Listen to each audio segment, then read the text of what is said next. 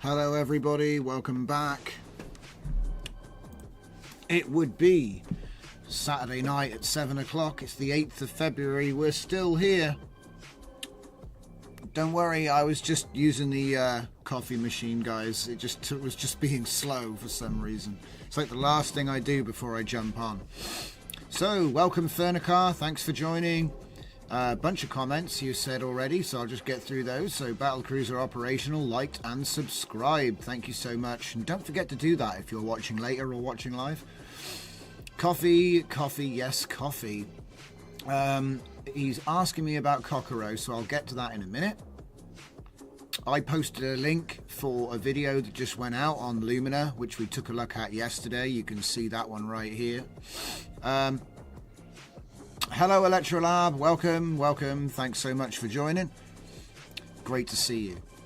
So as always, I start off by saying join the Discord. There's a link in the description if you haven't already joined us.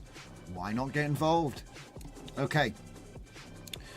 So yesterday we took a long look at the Lumina pack. So there is a video that's just come out, as I was just saying. It's in pings and it's in the video release feed. If you ever want to see any of my old releases, you can find them in chronological release order in the video release feed. Pings is usually reserved for the live stream announcements or the Thursday Hangout announcement. So don't forget, we do a Thursday Hangout. And it seems like we're settling into 7 GMT every day. So that might make things a little bit easier. But anyway, thanks for joining the live. Thanks for watching this one later if you're not watching live. And we've got a whole bunch of stuff that we've been working on, which we're going to continue with. So obviously, I just want to point out I've got a bunch of Hun Yuan LoRa's that you can download and use. We've got GTA 5 Mountain Racing, we've got Highway Racing Tokyo, we have Cyber Society that is trained on images of some of my artwork. We have Monji Line, which is, like I said, this is GTA 5, this is CarX Street. This is 90s movie chase scene footage, and this is sort of like drift style. Call it car photography, I guess, but it's a specific JDM type cars in the video. We also have the back rooms, which I know a lot of people have been having fun. They've been sharing the videos with me and in various places. And then we had obviously the Lumina pack, which everyone knows that video's just come out. So that's pretty much the entire thing. Yeah, join the Discord and stop dooning. So what are we going to be doing today, guys? Well, as you know, I've been working on a bunch of new projects. So, let's go here. Now, some of them are going better than others, all right? But then that's just the way it goes. But what I've basically got is my Olama local Gradio. I've got my DJZ Kokoro TTS custom nodes. I've got my Kokoro TTS Gradio node. And then we've got the FBF Collective, which is a bunch of nodes that everybody in the community here has made on our Discord.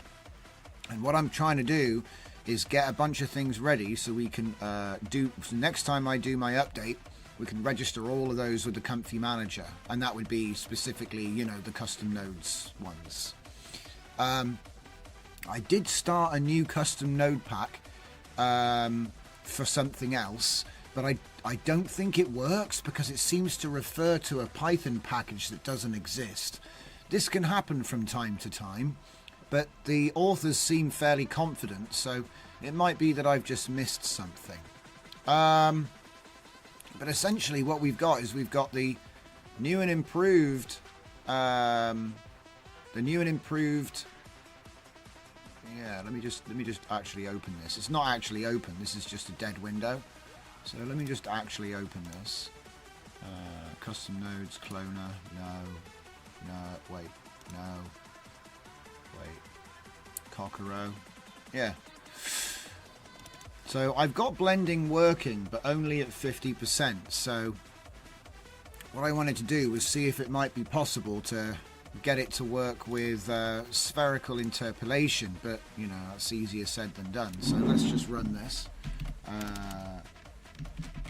This is just a test. Please don't judge me. Okay, so let's see, first of all, does the standard blending work? It should be unaffected. So you saw me making this yesterday or the day before, perhaps, I forget. This is just a test. Please don't judge me. Okay, cool, so that works, and that was alloy, right? So if I put this in here and I mix it with heart, and we use the default, it should be blending these two voices and sound different. This is just a test. Please don't judge me. Which it does, okay? And there's the blend ratio only works in slurp mode, which is something that I'm working on. Now, if this crashes, we've got more work to do. Damn! Oh well. So what's it say? Invalid argument, invalid rank for input, style got 1, expected 2, please fix input outputs. Right. Okay, so like I said, there's still work to be done. And I think we're actually looking at the code already right here. So that's when I just about escape. And then we get some work done. So yeah, thanks everybody for joining tonight. We're going to have a great time. Hopefully we introduce a bunch of cool stuff.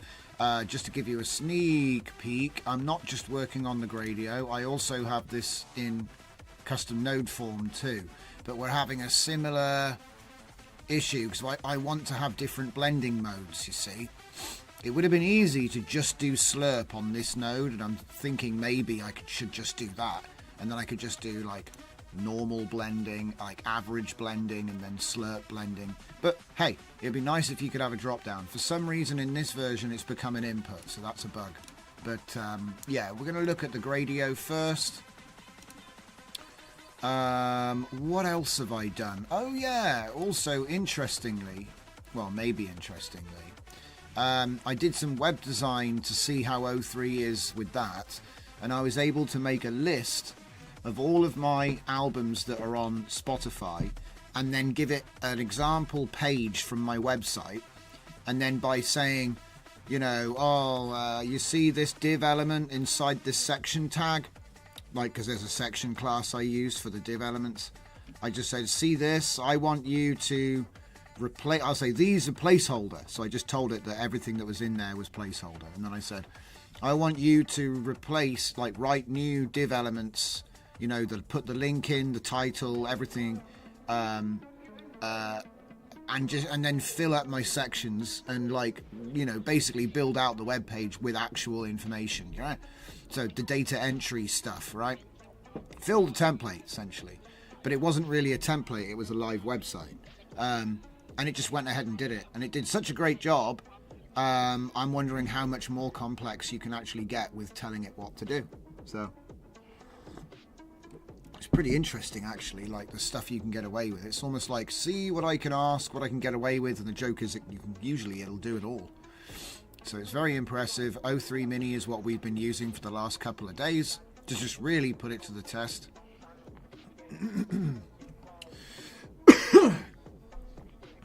Okay.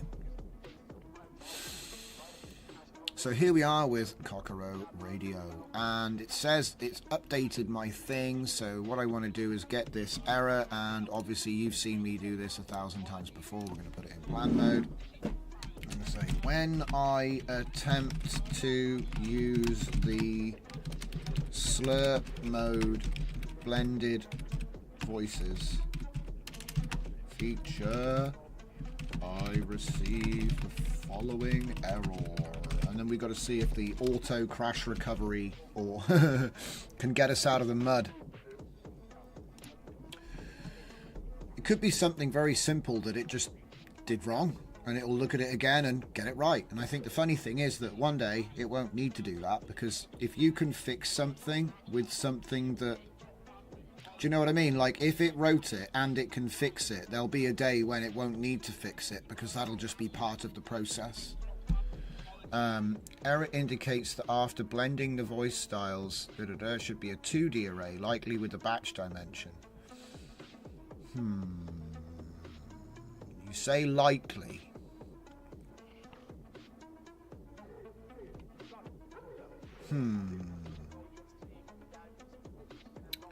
You wanted a joke with the word Kokoro. I got Kakarots, meaning Goku. It has TTS in it. Kakarots. I know, it did actually happen, Fernicar. You're right. It did actually happen. It actually... yeah, because I was looking at it on the stream and I kind of tilted my head and went, Kakarots? Good times. Carrots. This can be fixed by reshaping the blended voice to 2D. Well... Style got 1, expected 2. Right, so let me just have a look at this real quick. So, style, voice, so, voice 1 style, voice 2 style. Yeah, and then it's slurp, voice 1 style, voice 2 style, blend ratio. 2D is stereo, I think. Maybe, but I think this is, we're talking about a numpy array. And when I look at it, I don't see it making a one-dimensional numpy array. So blend, so here's the code, look. So blend mode default, blended voice, np add, and then it will say blended voice slurp. And it's the same thing, but with a blend ratio. So then if I go to the slurp code, where's the slurp code? Have I gone past it already? Yeah, I've gone past it already. Slurp, here we go. V0, V1. So V0 is the 2 inputs. Those are the 2 inputs. T.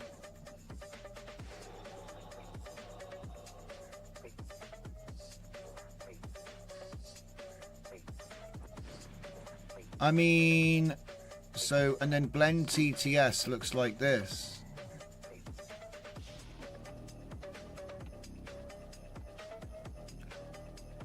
Yeah. Voice 1 style, voice 2 style, voice 1 style, voice 2 style. Yeah, I don't see why...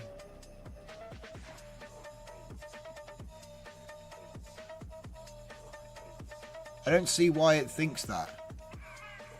Hang on. If V0 endim equals 3 and V0 shape equals 1, they get squeezed.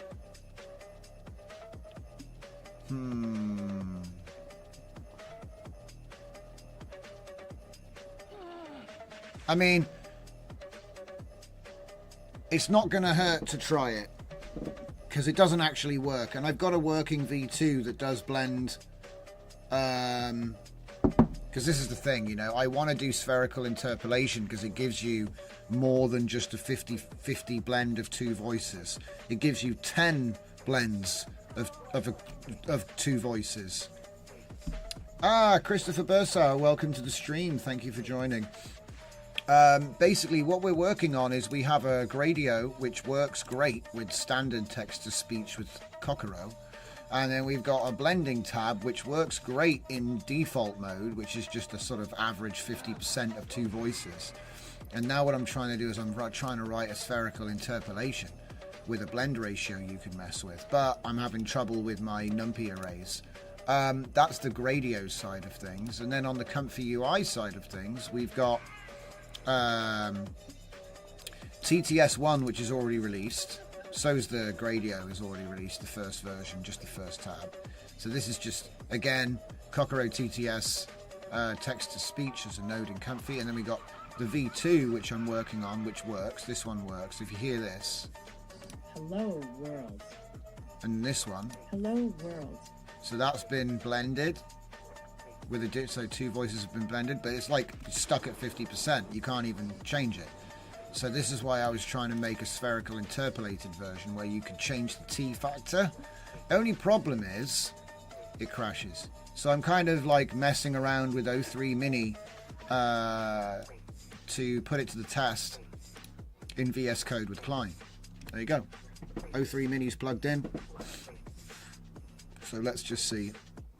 We've updated to reshape the blended voice if it's one-dimensional, ensuring ONX receives a two-dimensional input. This should resolve invalid rank. So that's one more bug solved. Who knows how many there are?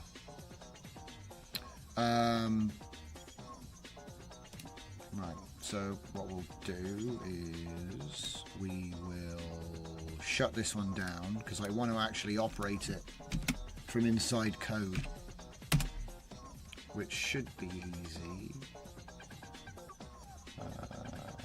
Okay, files. So when we're inside our folder for the Gradio, I'm basically just updating this file here. So I've already got it backed up at the previous version with basic blending. So I could go ahead and release that today if I wanted to. But now I'm just sort of pushing my luck to see what I can get away with. Because adding spherical interpolation code is pretty math happy. So it's a really good test, like a real world test, because it's like you can do all of these benchmarks and stuff, but can it do something complex? Because I doubt many developers would want to write that freehand. You know, I wouldn't want to write this freehand. I'd be like, oh, give me a library, please. But the fact that it can just write this custom to whatever it is you need is very cool. I would say it might be getting a slight edge on Claude in some areas. But certainly it writes thoughtful code. It's not just good, it's thoughtful. Anyway, so here we have our blended audio. So like I said, I've already shown everything's working, but we get this error when we do slurp. So what I'm going to do is I'm going to boot it from the console inside here now. I should be able to do, I think I got a batch file, run Gradio, yeah, we can do run gradio.bat like that, should let me, and then I'll have the console here, see, so if it does give me an error, he can actually see it, and you can program him to just immediately fix it. So we'll refresh, so first things first. Hello, this is a test. Please don't judge me. Okay, we'll put it on Sky and generate. Now you're going to be listening to this through my speakers because I record with a separate PC. Hello, this is a test. Please don't judge me. Okay, so what I'll do, in case you want to listen to that, is I will drop it into our Discord in the general section, and you know, alright, you can listen to it there on your own system in full quality, right? And then if I go to the blending tab, we leave it on default. I use the same expression, and this time I'll use Jessica and Sky. The blended ratio only comes into effect when you're in slurp mode. Okay, Hello, this is a test. Please don't judge me. And now it's a completely different voice. So this would be Jessica blended with Sky. So I'm going to drop that in there as well. And I'll say above Sky, below Jessica plus Sky, default blending. Alright, so if you want to listen to those two audio clips, they are both in the Discord general, alright? You'll have to dig them out. Alright. But yeah, essentially this is the blending mode, so it does work. And now what I'm trying to do is push the boat out and get spherical interpolation, which means we don't just get one blend, we could have many blends at different interpolation. So obviously 0.5 is the middle. Let's see if it's still broken. Yeah, it's still broken, look at that. That's a shame. We're still getting an invalid argument. Style got 1, expected 2. It's almost like it thinks it's only getting one voice. Let's have a quick chat with VS Code and see what he thinks. I think it's probably time to start a new conversation as well. It's getting a bit tough. So when we use at Cockroach Radio, it's nice to be able to actually specify the file. If you can't see the file when you do at, you need to do close folder and then open folder, or take it from your recent list again. Just reload your project and missing files will be available. I think it must be that it like indexes your project when you open it up. Electrolab asks, does Cockroach support happy, sad, ambivalent moods? Honestly, mate, I don't know if there's special syntax, like you might be able to use brackets or some characters to get it to do stuff. There are systems like that in TTS. I don't know is the honest answer. So I don't want to say no when I don't know. All I know is that the voices are really good, and this is as lightweight as Whisper Tiny. So that means you can have speech to text, text to speech components or modules, which are going to run with like a 300 megabyte overhead. You know what I mean? So it's not going to take up, because the problem at the moment, like if you have a voice thing and it takes 10 gigabytes of your system up, then that obviously comes out of anything else you want to run at the time. So having this super lightweight system is like, you know, I'll give up not being able to train and stuff like that. I'll give up a lot of stuff to have it super lightweight like this. It even runs on CPU, so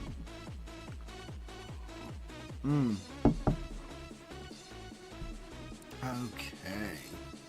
Fernicast says, I've noticed O3 Mini writes really fast in VS Code compared with Claude. I've noticed that too. I'm enjoying it. It's also really cheap, so I'm trying to take advantage.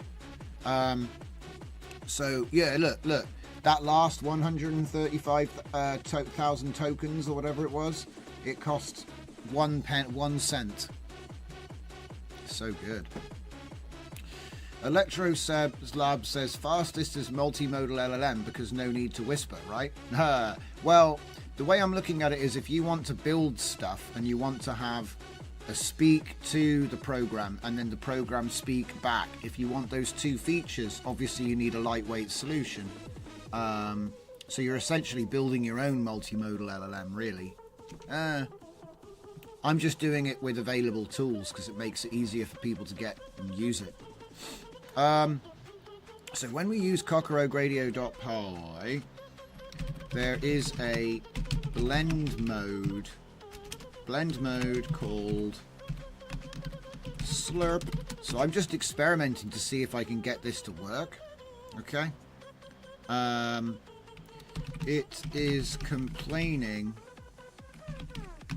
that there is only one style when there should be two. This is referring to the voices.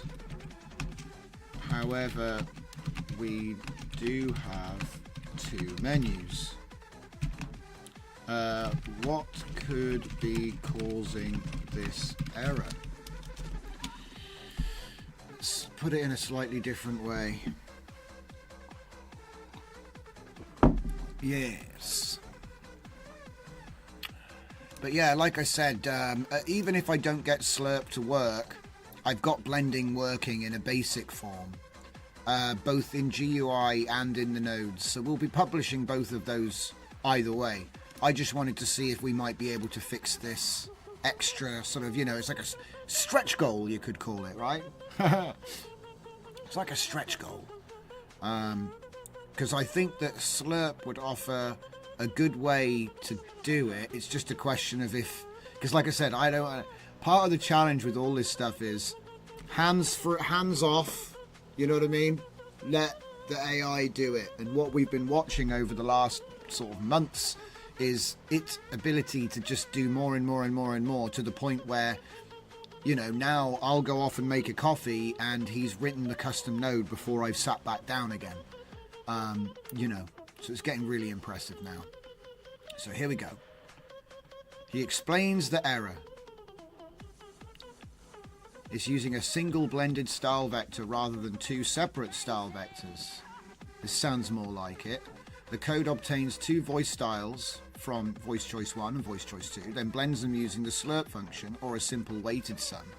The blending returns a single vector after an numpy expand dimensions call. Its shape becomes a 1. However, the model's ONNX file is designed to receive an input style that contains two style vectors, likely with shape 2.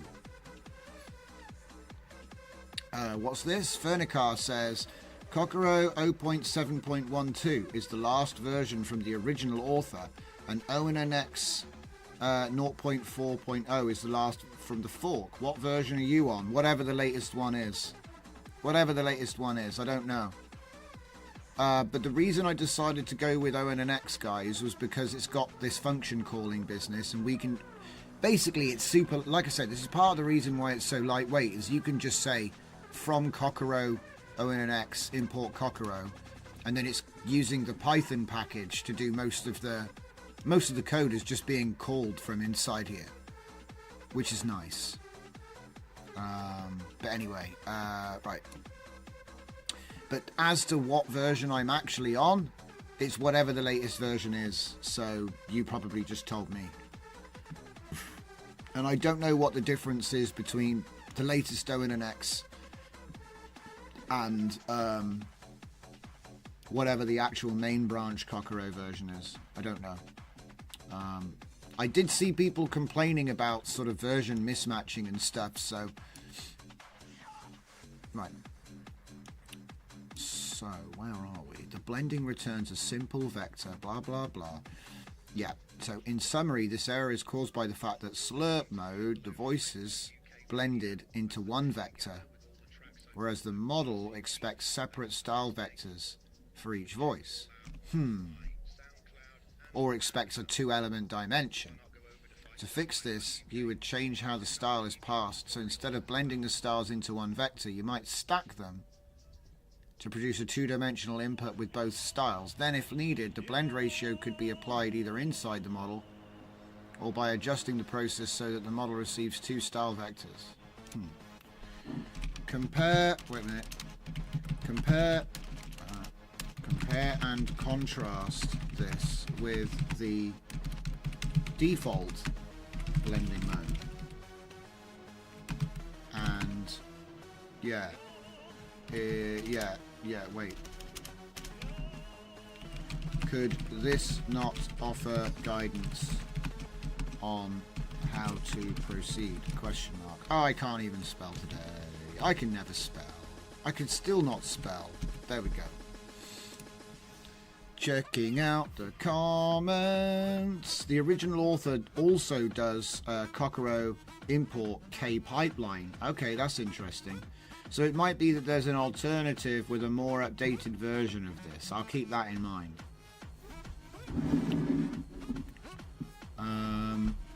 Right. So let's have a look at what he says. I like this. This is like going to school sometimes, you know. So default blending computes a weighted linear average of two style vectors by doing a weighted sum. After this, the result is one-dimensional. Code ensures it becomes 2D by expanding its dimensions. In contrast, Slurp applies spherical interpolation between two voices. Technically, Slurp computes factors based on angular difference between normalized style vectors and blends them into a curved path rather than a straight line. The important contrasts are default blending performs a linear mix, merges two inputs into one composite.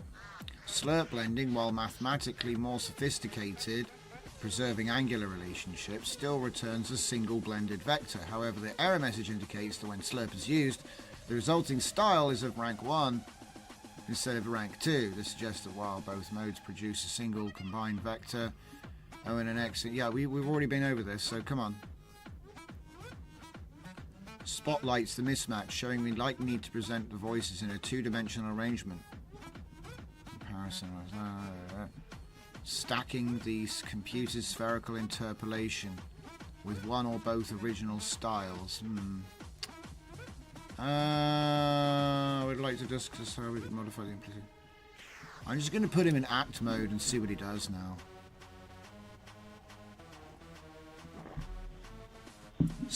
Kokoro ONNX does not have the Spanish voice. Mine has the Spanish voice. I think. Let me have a look. Yeah, I got the Spanish voice. Sometimes I think the problem is that sometimes you have to include this nationality language. It's like a pair. It's not just a language. It's actually a language and a pair. But for some reason, you can get away with it. You can get away with just saying the language. But then I think some of them fail because you don't have the IT part. Or whatever. Wait, hang on. You said Spanish, not Italian. Lol. Yeah, okay, you're right. I don't have Spanish. Okay. What's it say? The issue was resolved by modifying the thing. Previously, the slurp function blended voices into a single vector. Updated code now checks if slurp produced 1D, and if so, stacks itself to create a 2D. Okay. So apparently it works now. So what we're going to do is stop it. Yeah. Start it again. And then refresh the page. Alright. So we're going to go straight to blending. Hope it's possible. Yeah, I'll do the proper. Let's just go straight to slurp. Say, hello, my name is Jason Blevins, and I'm here to blast. Okay. And we're going to say male, Adam, echo, slurp, 50%, go, crash. How is it still busted? Got one, expected two. It's the same thing every time. It's the same thing every time. He's expecting two, he's got one. I'm just going to say same error. I'm not going to waste my time.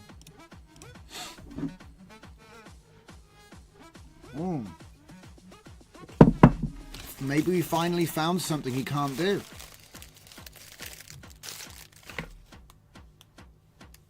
It's probably my fault.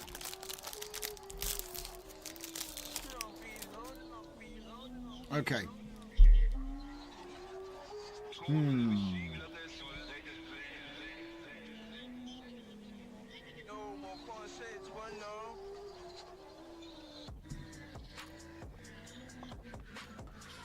Yeah, it will. It'll talk in English with a foreign accent. Yeah, which is actually great. Yeah, that's what I had mine do. I had mine use ENUS, I think, for every voice, and it works really well. But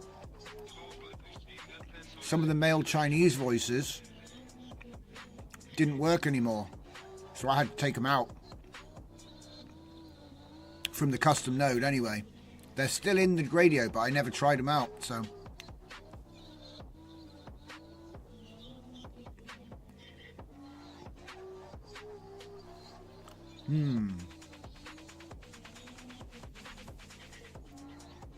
Yeah, duplicating the slurp branch didn't resolve it. Input style of rank 2, a 2D tensor.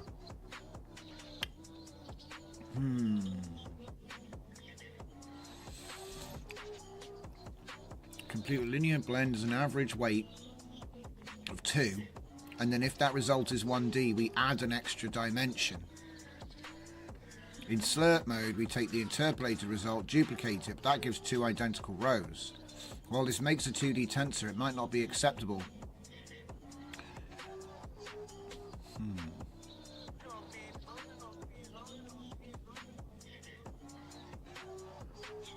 They try to talk in Spanish with an English accent. Wow, that's really cool.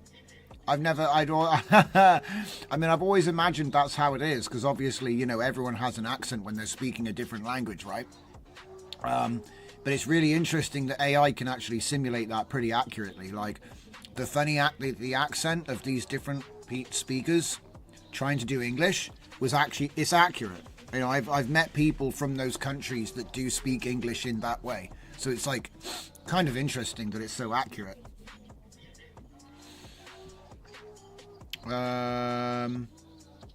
Should we pass the original style vectors directly to the model and let it handle the blend? Or do you intend to code to compute an interpolated style vector and then duplicate that vector? I don't think this is going to be a good solution, guys. So what I'm going to do, because I don't want to spend the whole evening on this, do you know what I mean? I've already achieved my goal. This was like a stretch goal, and I might find a better way of doing it. So what I'm going to do is, and this is the importance of backing up versions as well, because sometimes you're like, do you know what? It's tried it 4 times. It can't do it. I could ask Claude to try and figure it out. Electrolab says, tell it to handle output the same way it does without slurp, even convert to the same format, equals same handling. Yeah, the problem is spherical interpolation uses a bunch of trigonometry, whereas the other one is just weighted sum. So like weighted sum is much easier to do than a whole bunch of like angles and curves. But like I said, it's still a worthy update to have blending. It's just nicer to be able to do, because like I said, it takes you from, you know, however many voices there are times however many voices there are is the total number of blends when you use default. But when you have this, look, slurp gives you 100 positions from 0 to 1, if you can get it to work. 50 would be the same, or well, it wouldn't be, it'd be better. It'd be better, but it's like an even blend, okay? So that would be the same as default if you put it in slurp, 50%, 0.5. But the point is that there are 50 going towards one voice and 50 going towards another voice. And that granularity essentially means that the total number of voices you can get out of this is... I don't even know how many voices there are here. I think there's like 27. Let's just count them. 6, 9, 12, 15, 21. Oh my gosh.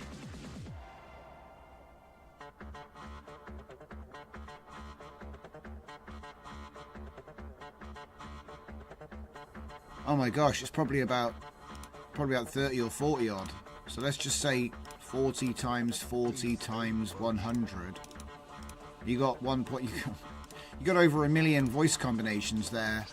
If you can get the slurp. If you can't, it's just 40 times 40, which is still a lot, but you know, it's still a lot. So it doesn't really matter either way. But like I said, I really want to try and get this slurp thing to work. But for now, I think we've killed it. Yep.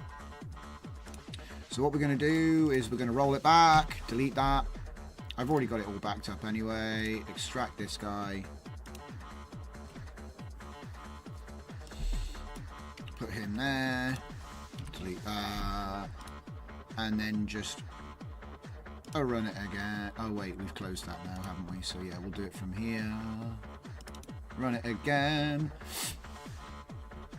Fernicar says, well, you could always use StavSap's Kokoro speaker combiner in custom node. Yeah, I haven't even. Like I said, I am making my own stuff so I can do my own stuff to it. I don't want to fork somebody else's stuff. Right. But the thing is, if I take somebody else's node, I'm not solving it myself or getting the AI to do it. I'm just giving the AI an example or copying somebody else's work. So sometimes you just got to have at it, you know? Like, it would be easy for me to go onto StabSap's node and just take that code, right? And there's nothing wrong with that, but the whole point of the exercise is to see what O3 Mini can do on its own. So, you know, we give it all of the information, we give it all the scripts, and we tell it what we want it to do, and then we have it do it. And then we rate whether it's actually, do you know what I mean? We rate it the result. I'm supposed to do this hands off, you know what I mean? If that makes sense. Because it kind of proves the validity of people saying you can code with AI. Yeah, it's all an exercise. To me, anyway. I mean, I know it's like, it doesn't look like that always. But yeah, it's 100%. What we're trying to do is prove validity with real world, like, sort of like in the wild tasks. Okay. And then actually go all the way through. Not just like imagine if... Or we just did 1% of the job and called it a day. Do you know what I mean? That's what you get a lot in AI, is they sort of show you 1% of the process and go, job done. When the reality is, it's like, where's the other 99%? So that's the thing. We're trying to take it all the way from concept to it works. You know what I mean? With as little as possible. Like, obviously, I got to come up with the idea. It's me. It's my idea, but... it's the AI doing the development mostly. So, and to be honest, it gets better and better all the time. It's crazy. It's actually crazy, especially if you're using VS Code with client extension or something like that. Cursor. Okay, so we've got it running. So let's see which version we have. We should have default, and that's the only mode. So if I go Alloy, Bella... do I still have a thing here? Yeah, here we go. Let's make him read that out. Alloy and Bella. Yeah, I'm fed up of AI doing half the job and then giving up. Error during blended TTS generation. ONG's runtime error. 2. Invalid argument. Invalid rank for input. Style got. 1 expected. 2. Please fix either the input/outputs or the model. Yeah, to be fair, style got 1, expected 2. He kind of read it as style got 1 expected 2. Please fix either. So kind of completely butchered the reading there, but that's okay. Logs are a bit tricky. You know, the relationship of what was being said to the numbers was completely garbled, but that's okay. We're testing to see if it's changing the sound of the voice. So if I put it to Jessica, if we just listen to this one more time. Error during blended TTS gen. Hello, Tigrail. How are you doing? Thanks for joining. Error during blended TTS Yeah, that's generation. different. That's different. So this is perfect. We can push this. This is a good update. So if Bella trains a sad voice and a happy voice, it should be combined to the default whenever it's necessary. Well, the way I see it is you look through all your voices, you find the ones you like, and then you start combining them with other voices. And that's how you get a unique voice combo that you can just keep coming back to again and again. What I hope to do is introduce a slurp blending mode, but it's a question of making it work, you know what I mean? And it seems like the math is escaping me right now. Or should I say, the math is escaping O3 Mini because I haven't got it. Okay, so what we've got right now is we've got the Gradio version, and as you can see, this is working great. So before, yesterday, when we did the first release, we just had the text-to-speech running. That's all we have. Now we have the blending tab. It only has a default mode right now, but I think that's a good move in the right direction. So there's just one file that we need to update for that, which is the cockrogradio.py. So let's get that done. That's something else that we need to look at in a minute. I always have to just go there again, guys. You know what I mean? Okay, so where are we? Come back here. All right, so Cockroach TTS Gradio. And so this was what it was. Now it's got an extra tab for blending. So let's just add a file. It doesn't need any other changes. It's literally just an update to Cockroach Gradio. So I think what would be a good idea, actually, would be... Have I got my recents? Yeah, I do. So I can go to Cockroach here. Right, here we go. So... this is something which is actually really amazing. I go on about it. I know I go on about it. But look, see, here's the Cockroach project, right? Do you know what?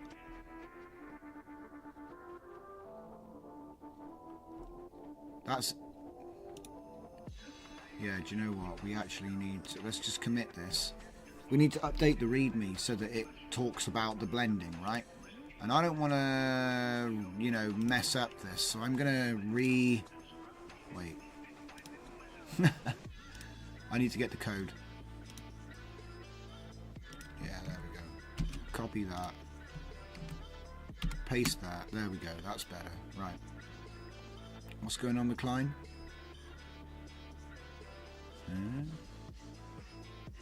No idea. Okay, so what I want to do is I basically want to... not that. Be careful about opening weights. So what I want to do is I want to update this to reflect the updates I made to this. Okay? So it's actually, you know, the setup is the tricky part. Once you've got to this point where you got the README file open, you got the new Gradio which has been updated, and he's going to read the README. All right, so we're going to go 1, read the readme.md. 2, read the, and this will be the actual Cockroach Gradio. Read the Gradio, right? 3, compare the listed features with those in the Python Gradio script. Yeah. We have added a new tab. Ensure to explain the blending tab and how to use it. Okay. And then maybe I'll say add any additional missing information so my readme.md reflects the current state of the project. Yeah, real simple. And so you can even preface this by saying stuff like I need help, or I want to, or please could you write me, anything like that. So I want to update my readme.md after having added a new tab called blending, which allows the blending of, and you might say I've already said all that in the bullet points in the numbered list, but sometimes I think adding a little bit more context in a sort of what's the name of the word, there's a word for it, there's a specific, you know, like the way it's written in a sentence, it's written in a natural way, which allows the blending of two voices to generate speech from text. Okay, so then we say 1, read the readme, so he's aware of the readme. 2, read the Cockroach Gradio. Okay, so then he's, you know, when he reads the readme, he's aware of what the project is, what the features are, how to install it. It's all here. You see what I mean? And then it'll say compare the thing, compare the listed features. We have added, and then 5, add any additional information. So I should actually say add any additional. So my updated README reflects the current state of the project, right? And the thing is that you can have this copy pasted. You can write it in a way so that you could use it over and over and over and over again, right? And so like what I do is I have a bunch of these just sitting in a notepad somewhere, and I can have that open like Notepad++. I can just grab things I need, like this one here. Look, I can just grab things out of there, paste them in here, and like some of them are open. It's like an open request for it to do something, right? So it's possible to even like not have to sit here typing all that out every time. Depending on how you write it, depends on sort of like how narrow the scope of what it can apply to is. And like speaking in a more open way allows you to just sort of use the same prompt over and over and over and over again with minimal changes. Okay, so level we're gonna plan. Enough chat. Time for action. Okay, Tigrail says, good, excited to see what you've got going. Thanks for sitting around and joining us. Fernicar says, to be honest, I learned about it because you always go manually to your GitHub profile. Yeah, I have to, because I've got like infinite tabs and they never seem to be the right ones that I need. Okay, so let's see what he's going to do. Current README, details project purpose, installation, CLI mode, blah, blah, blah, blah. Kokoro Gradio includes a new tab called blending, so he's even noticed it and everything that it does. Identify changes in the README, update running the application to mention the blending tab, update user functions to mention the blending tab, include instructions on how to use the blending feature, explain it accepts text, voice 1, voice 2, speed and a blend mode, mention that blending is achieved by doing this, state that the file is saved with a timestamp, add any additional troubleshooting. I'll then prepare an updated README. So there we go. So yeah, would you like? And then, like I said, what I like about Plan is instead of just firing it off, you can see what he's going to do and go, actually, don't do that, do this. Actually, there's another step. Sort of things we can kind of have a conversation about the plan before going to act mode. But I'm happy with what he's saying there. So, and then he's going to go ahead and do it. This is the most fun part. Sometimes I wish it lasted longer, but he's very fast. So, looks like is he done already? Yeah, he's done already.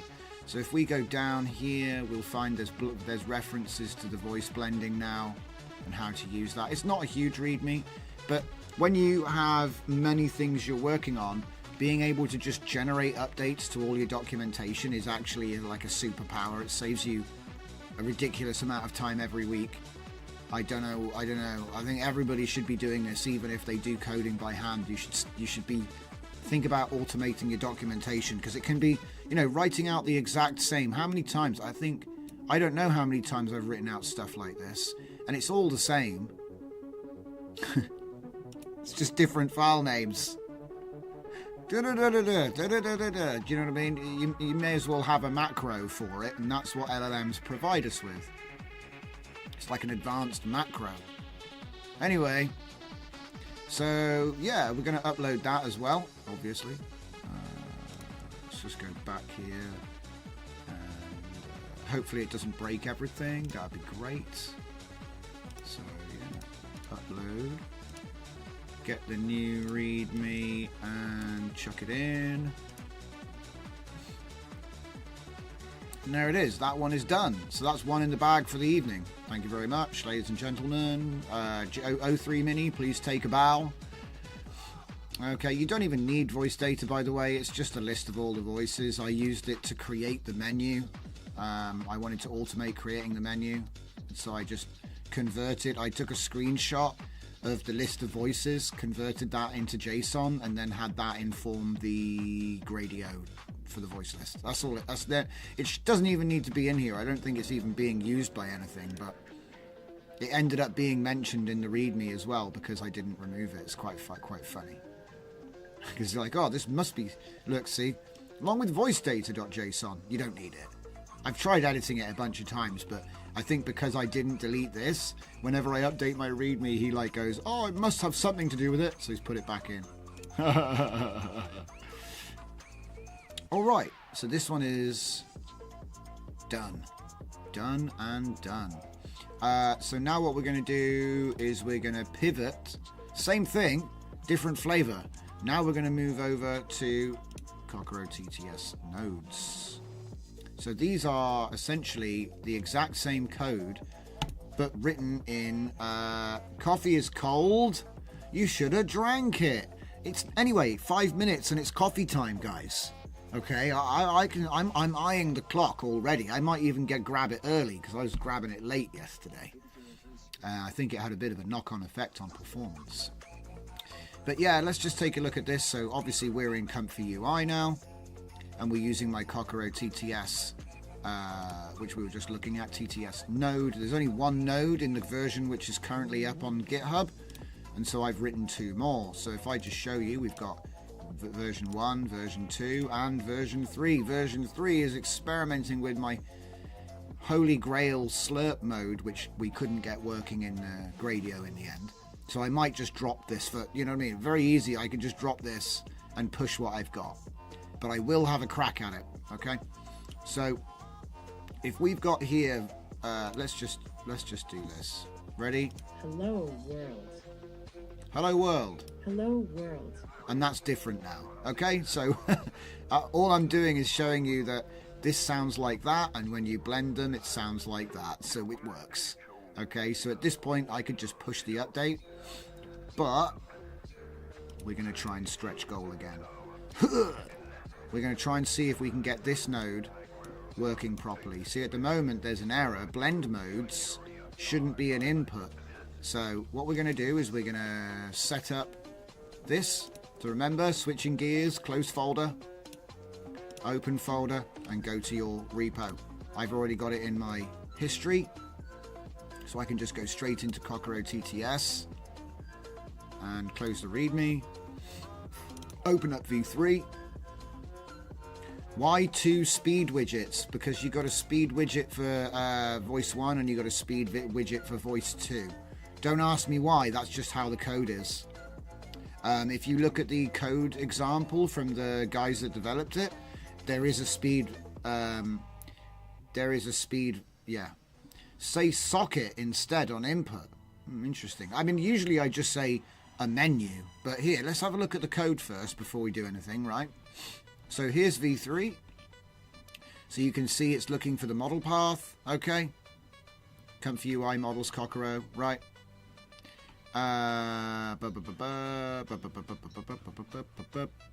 Yeah, speed 1, speed 2, blend modes, default and slurp, and then slurp T. That's what we were talking about before.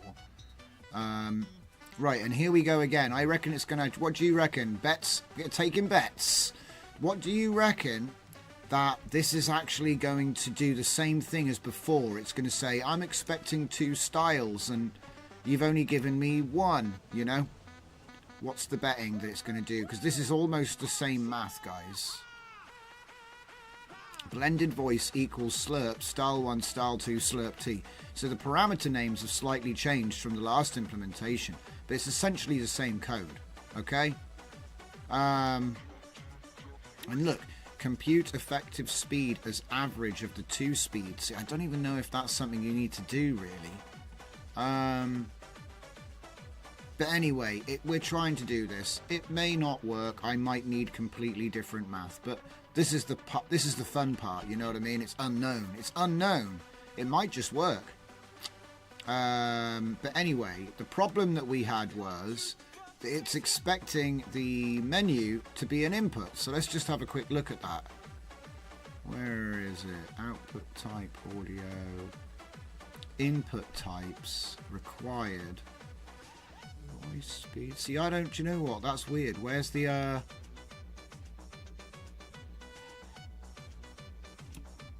blend modes? Look. Choice. Choice.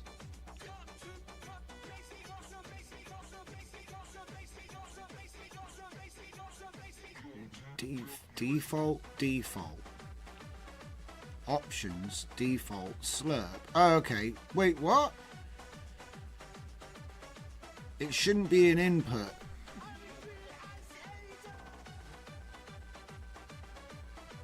I'm just looking at this and going cross-eyed, guys, in case you're wondering.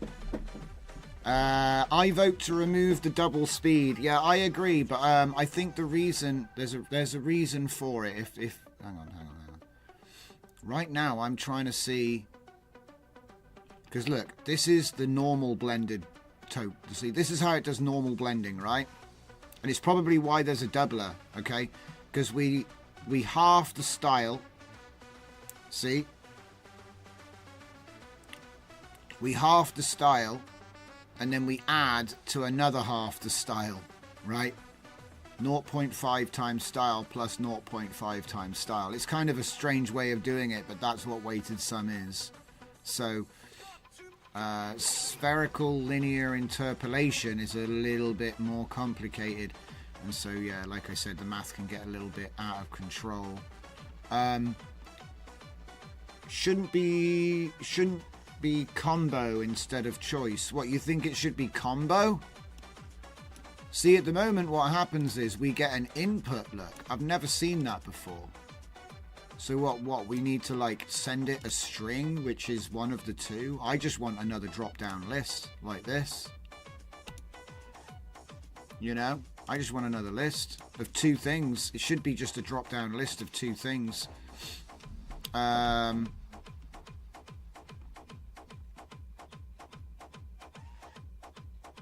on a minute.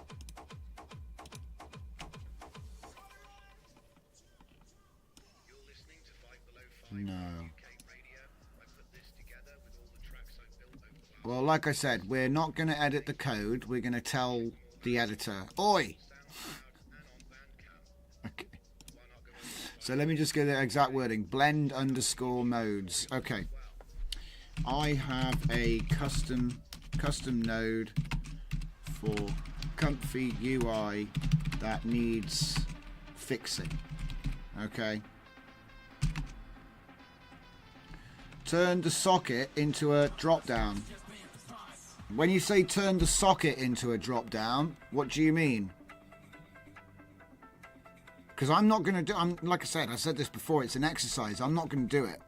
I'm not going to, but if you wanted to be clear about what you want me to do you know what I mean? If you say choice should be a different word, I'm up for trying that to see, because I'd like to show people what it does, is what you're talking about in the chat right now. Do you know what I mean? I'd like to show people what you're talking about, but you have to be clear about what you want done, okay? Because there is no socket. I know you might call them sockets. LLM calls the input dot socket. That's cool, right? That's cool. But when you say shouldn't combo, shouldn't be combo. So you're saying this should be combo.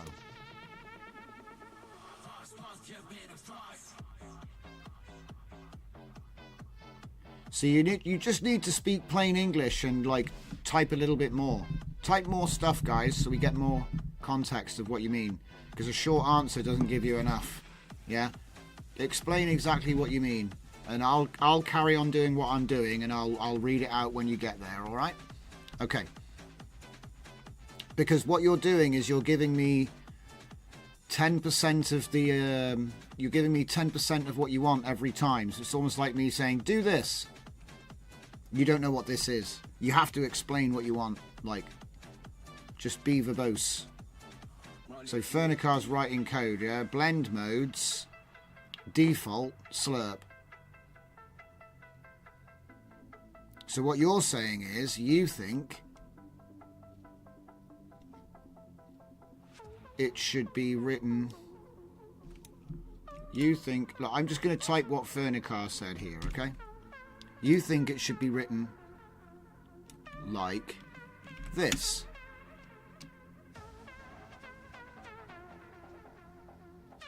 Wait. Like this.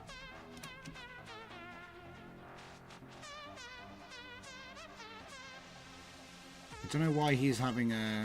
Why are you having a problem? Why are you having a problem now?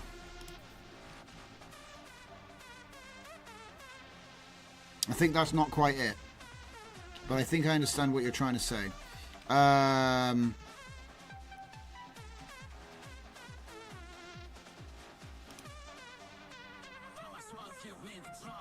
think it needs to be more like this.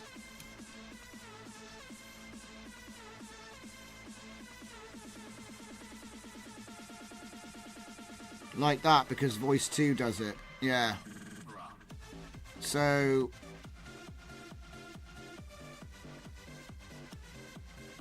like that, but then whoops, like that. That's what I think you're asking for, but I mean, it might work. Look, do you know what? Like I said, it's easy to just change the code and restart it. You know what I mean? Not that one. This one. It's just that we're helping him. Don't you think that's cheating?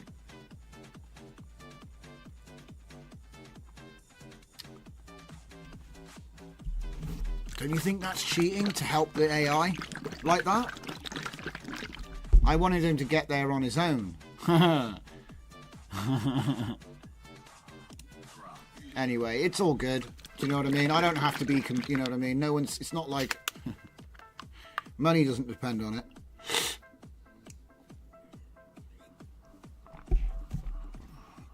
Because I'm a firm believer of keeping humans in the loop. I think that this is a force multiplier.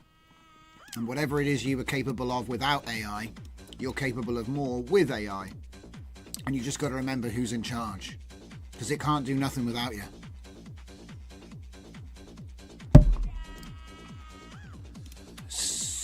What?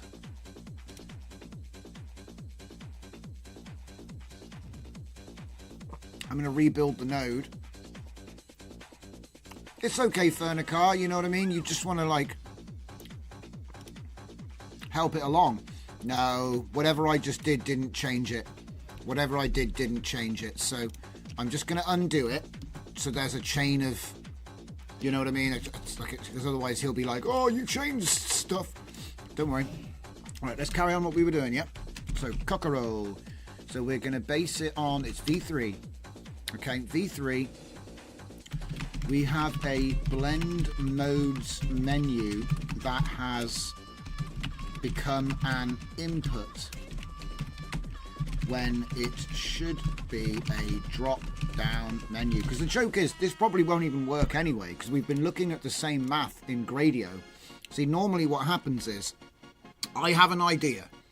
I prove it with a CLI script. You see what I mean? I prove it with a CLI script. Just command line Python script, just running it and giving it what it wants. Next, I make it into a Gradio UI. Why? Because now you've got your functions and they run. Now we can put it into a GUI and automate a bunch of tedium. So like, you know, loading files, now you can drag and drop them. Or you can use the normal Windows interface. You don't have to remember the path. You can also have like all kinds of like presets and say, you know what I mean? You can do all kinds of stuff like that. And then also with the output, you don't have to specify a different name. You can programmatically have it add the time and date. There's all these different things that become easier in a GUI. You know, it just organizes it all into folders. It's just less effort, less work, right? So that's the idea. And then obviously you can have an idea. Oh, I want to improve my GUI, add another tab that does something else. Okay. So it's useful for developing an app. Once you've actually got a Gradio that works, everything on it works. Now it's time to think about, well, what platform do you want to distribute it on? Because all those functions that work in that GUI and you can really like, you know, use it, improve it. Now you get to the point where you're like, okay, now it's time to develop this into an app. And so then you might want to decide to use like Java. It's an easy one. You might decide to stay on the web route and go to React, something like that. There's all these different, more advanced ways of taking your thing that you've built to the next level. And then obviously you're going to go either down the license route, the shareware route, the open source route, or the, what I like to call private route, where you don't publish it, you made it for someone and they only use it in-house. So, you know, that's a bit different. That's like bespoke, right? But yeah, it gives you a nice development environment you can just mess around with. And the fact that these systems are able to interface with all that is mind-blowing. Absolutely mind-blowing. So let's see what he's actually said, shall we? I reviewed the code. It's currently defined as this. He's going to change it to this. Ah, look, our syntax was just slightly off. I mean, look, I don't know if this is the fix, but look at the subtlety. You nearly had it, Fernicar. Apparently, you've got to put a... Look at this. You've got to go curved bracket, square bracket, default slurp, and then you've got to do curly bracket, default. I don't even know if that's...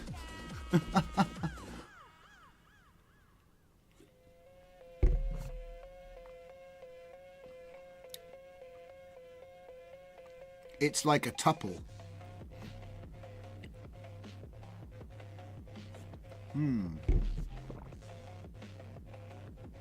It's a bit confusing though, you know, default slurp or default. Doesn't that seem confusing?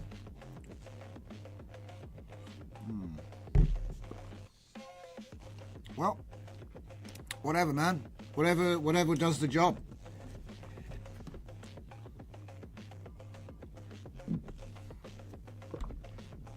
You can change one line of code for us. Okay. It's saved. So let's see if it's still... Because the thing is, just because that's fixed doesn't mean the function works. You know, because we're pushing our luck with this function, to be honest.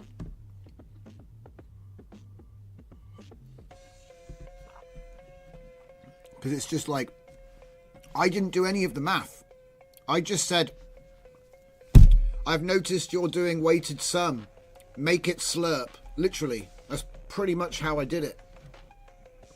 What's a slurp? Slurp. It's this drink I'm having right now. Speaking of which, I think it's coffee time. Do you know, there's something I've noticed about this node right here. Oh! It did it. You got default and we got slurp. Right, so let's do default first.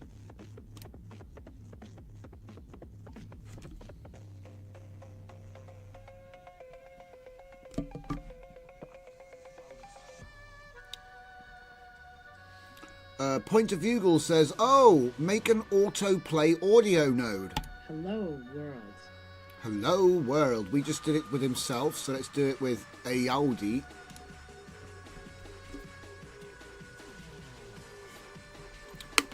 I don't like having to push the play button. Well, what you could probably do... is take the code for... What's it called? You know, the notification? So, is it notify? Yeah, system. Is it system notification?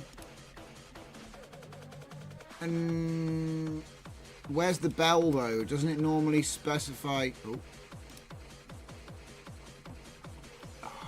I swore there was... Play sound. Yeah, there we go. Right, so you can have any... That's even better, actually. So you can have play sound, right? And what I'm thinking is that you use the code for play sound, right? With the code for preview. So that, you know, so basically we combine preview and play sound. And so then what happens is when it gets the trigger, it automatically plays the sound it has, not just this sound, but it plays this sound. So I reckon this would do it.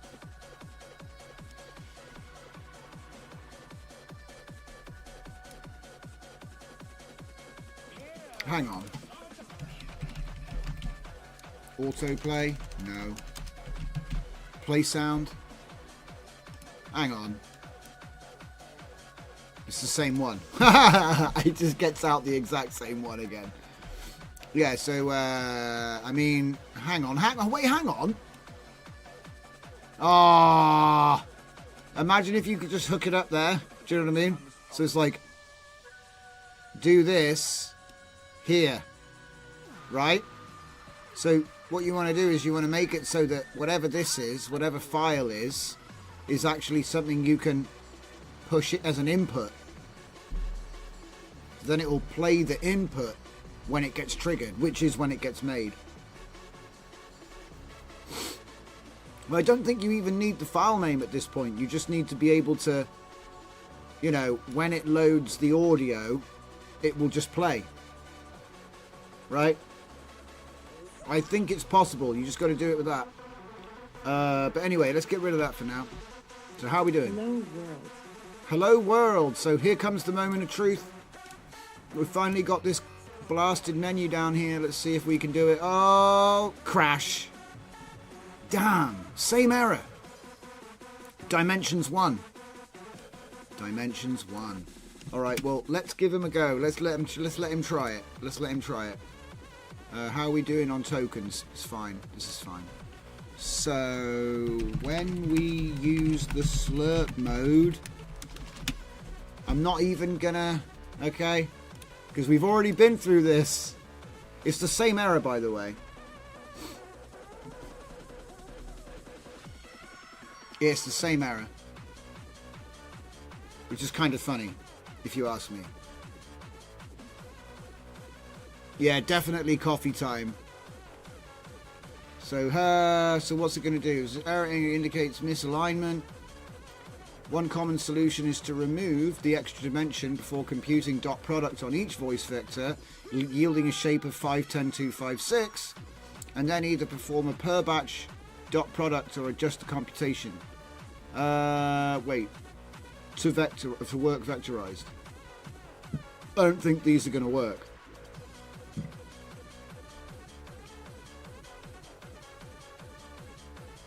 Could you clarify which approach fits your workflow? So squeeze singleton dimension from both arrays. Compute dot product per batch. After performing spherical, you can reintroduce the dimension. If I remember right, we already did that. And it didn't work. We already did that and it didn't work. Because you can't just reintroduce the dimension. It doesn't work. So maybe we'll try approach 2 this time. Flatten the vectors.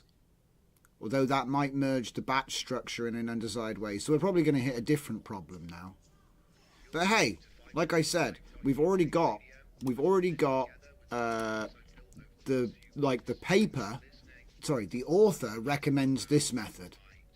This one isn't recommended. It's just a crazy idea I had. So I'm not really that bothered if it turns out that it doesn't pan out, you know what I mean? I'm pretty sure it should work in theory though, because it would give you the ability to have incremental blending of the voice, because it's just a shape, it's just a numpy shape. This is something I found out because I was wondering if it might be possible to like create these blends and even save them as a file and then have a version of this that actually loads a file, not a name. But I that's like way outside the scope of like, I don't know if how likely that is. I mean, look, what I'll probably do is research other people's nodes in the end, but I want to get as much done blind, if that makes sense, before I go looking at other people's work. I haven't got a problem with learning from what other people do. That's how I learned everything I know. The point is that I want to see how far this boat can sail, you know, without needing a tug. So what does it blend? No, it's not just a pitch envelope. It's blending the computational model that represents the voice and the voices. And like spherical linear interpolation is a less primitive way of blending complex shapes. How about that? Because it's just number tables, isn't it? Mad number tables. All right, let's go. Yeah.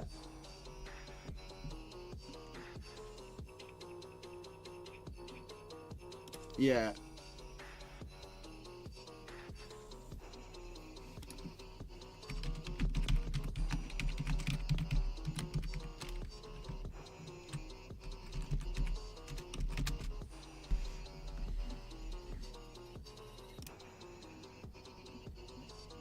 Okay. It's done. So let's give it another restart. And see how she got on. We'll get another comfy spun up as well. So I'm going to make that coffee. Man needs coffee. The eternal struggle. Coffee versus man.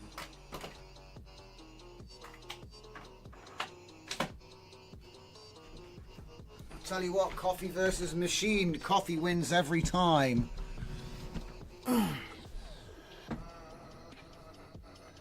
Alright, let's give it a blast while I'm waiting for my coffee to warm up. Same error? Oh, no way! Hello, world. What? Oh, hang on, let's do it with a dude so it's more obvious. Hello, world. No way. Okay, so hang on. Let's go to point 1. Hello, world. It sounds more like the woman at that end. Oh boy. So it's not double digit. I don't get double digits. So we're going to have to recalculate. Hello, world. What? Hello, world. Hello, world.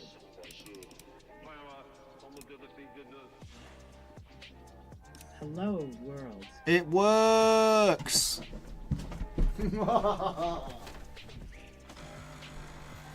Coffee time, baby. That's what I like to see. A solid hour and we get results. Do you know what the funny thing is? I might be able to take the logic that was used in this node and fix my Gradio. But like I said, one thing at a time. My point about AI is still valid. Which point would that be? Fernicar says the embedding that triggered the voice from within the same model, it's like merging half of them. Yes. Yes, it is, yeah. The normal one, like the normal embedding, it's just half. You know, with our checkpoint, look, dudes, the reason I came up with this technique was because we used to do all of these checkpoint merges, right? Uh-oh. She's angry.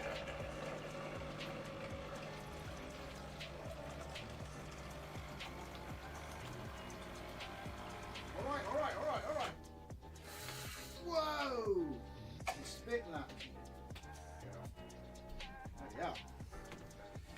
Coffee machine's getting violent over there. So anyway, we used to do checkpoint merges with image models. And the thing is that checkpoint merges with image models are done in the same way, weighted sum. I also thought it might be interesting to do the subtract method as well. This is why I've got different modes, because obviously if it's just, you know, times, you know, what is it, half this model plus half that model, and you put them together, if that's what the default mode is, yeah, then the slurp will basically do proper spherical linear interpolation. But what about this? We might be able to do alloy plus onyx, okay, and then do minus the difference. So like I could say alloy plus onyx, where's that thing? Hang on, I need to get my difference merge diagram, diffusion in painting. I had one that I made myself. I wonder if I can find a good one now. You can now merge, right. Is there going to be an image anywhere? Oh, there, right, okay. So A plus B minus C times M, right? That was the formula. So base plus extra special minus base, right? So anyway, I don't want to go crazy, but yeah, it allows you to extract the difference, right? Anyway, and so I wondered, Could you get even more voices by doing that? But like I said, we'll reserve that for a rainy day because this works. We're happy. I'm happy. I'm going to count the voices proper, though. All right, I'm just going to... Do you know what? Why didn't I think of this before? Just ask him. How many voices are there? It's so silly. But yes, Electrolab, you got it. Fernicar first. Fernicar, my point was that AI could figure it out without helping it correct the code by hand. Yes, that's the point, yes. Because sometimes I wonder, what if these requests we're making of the AI are actually below it? What if the problems of why AI doesn't do what we want have more to do with our ability to vocalize what we want and less to do with what it's able to do? You know, what if it was never about the AI output? It was always about how we asked for it, you know? So if you don't ask in the right way, if your prompt sucks, you know, if we're just going to boil it down and be diminishing, maybe if your prompt sucks, that's why the output sucks. I've seen so many studies lately where you get these scientists in labs paid loads of money and they're like, we did this and we did that and we've proven this. And you look at their actual study and it's like their prompts suck, you know, and they're using Stable Diffusion 1.4. And then everyone goes on about their conclusions and it's like they ran 13 prompts with an ancient model, you know. But yeah. As Electrolab says, if Slurp works, we can probably conceive more blending methods. Yeah, just imagine some. Exactly. It's being arrogant. AI makes sensei. Yeah. Fernicar says, I'm spoiled by SD architecture that one-shot the image. However, LLM need more circles. Circles? Cycles. Yes. Yes, and I think that we're going to see parity on performance and reliability very soon. Look, could you clarify what you mean by voices? In the menu, right? In the menu here. And then I'm just going to at the cockerel. Okay. I just want a number. Because I just want to do a bit of calculation here and I'm being lazy. I could just count them myself. But then I thought, can't I just ask him? And so that's what we're doing. So 39. I had to remove some of the male Chinese voices because they weren't working. So if I just do 39, and then we've just gotten, so it's 39 times 39. That's default merge, okay? So there's 1,404 possible voices through combinations already. And so we've just basically times that by 10. Let's say we times it by... Well, no, because because the thing is, 0 and 1 are just voices we already had, aren't they? So it's not really timesing it by 10. It's more like timesing it by 8, because you get the 8 voices in between the 2 that you would have had already with that combination. Let me just see. No, it's actually 9, because before, if you combine 2 voices, you just get 1 voice, but now you get 10. So it's times 9. Okay. So 39 times 36. Was it? Did I just do the wrong? Oh, thank you, Pete. I did the wrong thing. 39 times 39 times 9.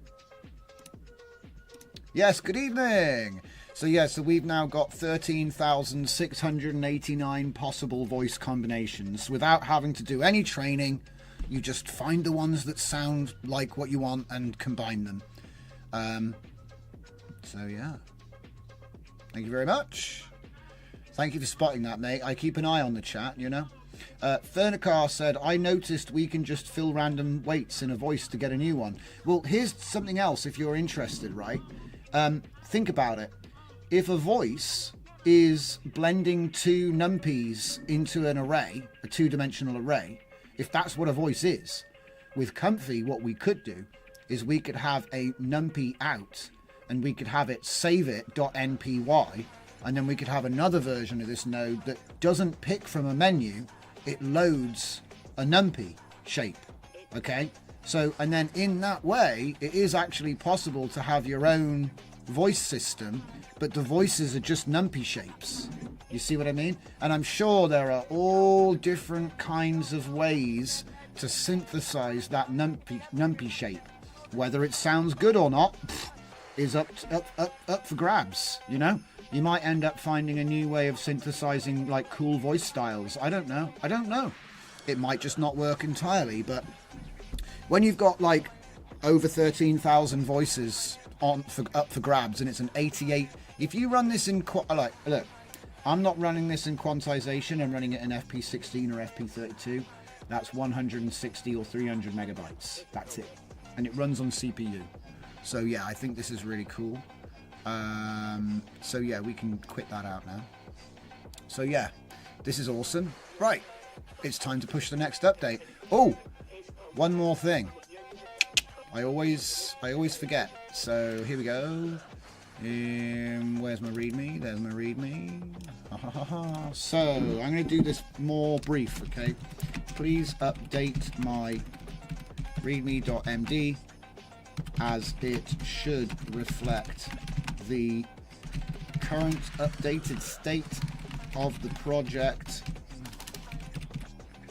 where we have just finished adding what was the name of it? It was called like man, I wish I had the thing open. Kakarot TTS, yeah, V2 and V3. Kakarot. See, I'm even doing it now. Kakarots. Okay, Kakarots v2.py.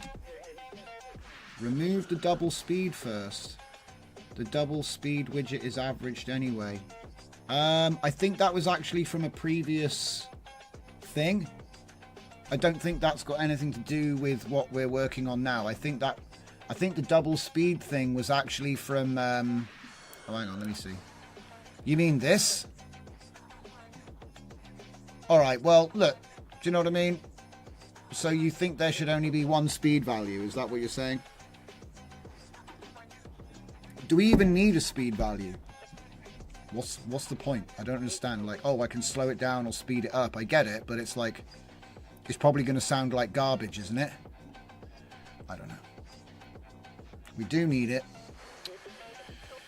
Alright, let's just keep going. Let's just keep going, shall we?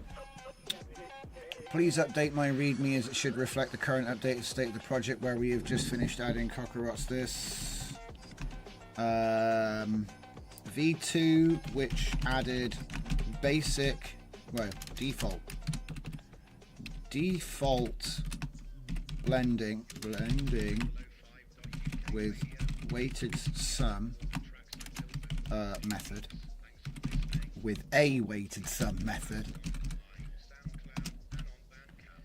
and V3 with spherical interpolation.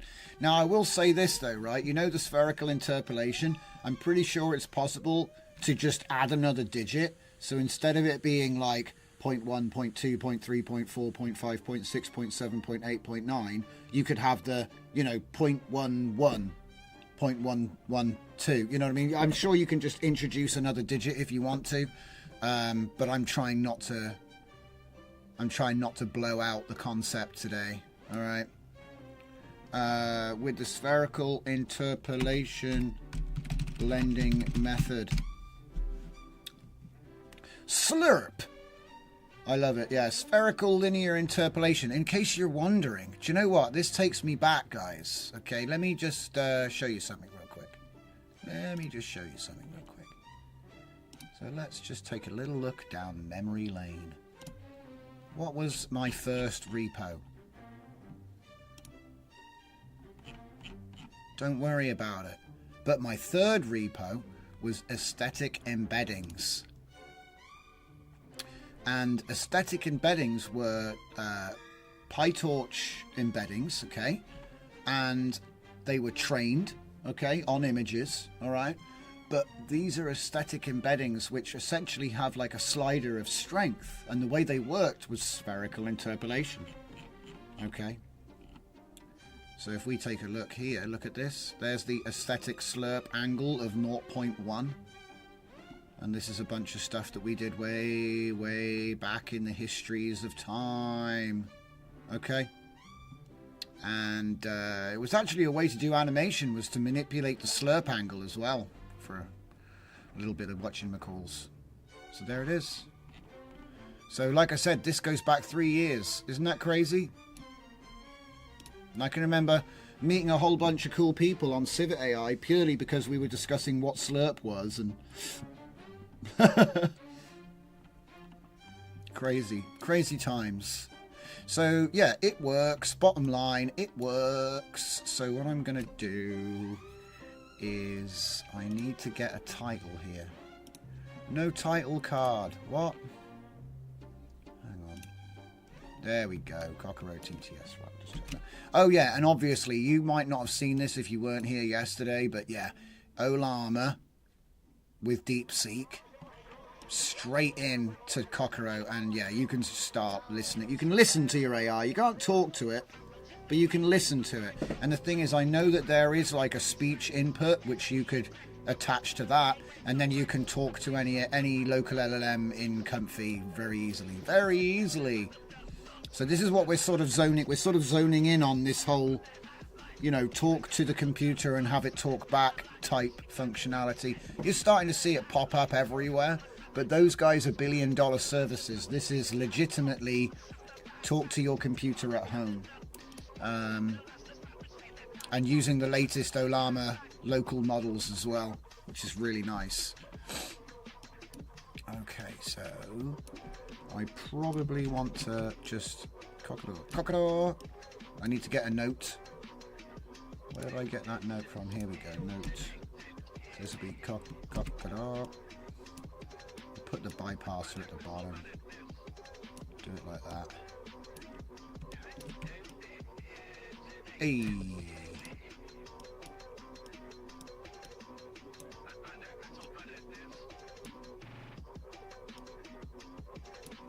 Alright. I like the look of that. Okay, example. I'll say V3. And I'll just say use the toggle to enable one of the nodes.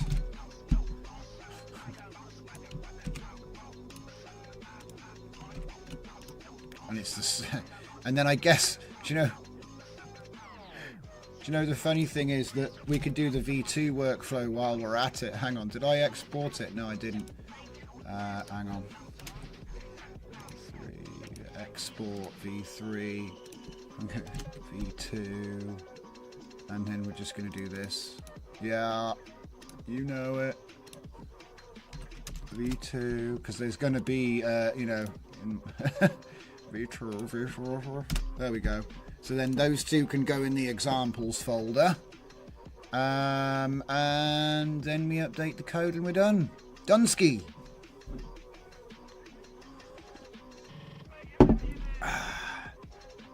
But yeah, obviously the bottom one is the best one. It's just that this one you can just with no faffing about, you can just pick, you know. It's up to you which one you want to use. You got like basic, normal blending, and then Johnson's experimental slurp action. Okay. All right. Oh yeah.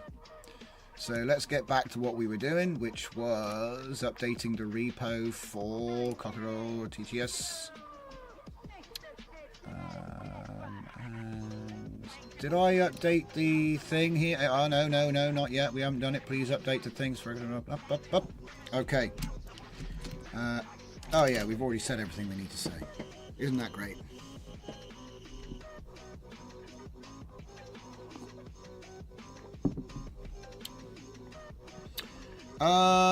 Fernicar says official repo mentioned there is a limit of 512, 510 without zero paddings, and should print error in console if going over. Yeah, I'm not getting that error, but I have seen it. I have seen that error. So it looks like we figured it out. I think it was there were two methods, and I had him pick the first method, and that didn't work. And when we picked the second method, it worked. So I can't really. Okay, go, go, go.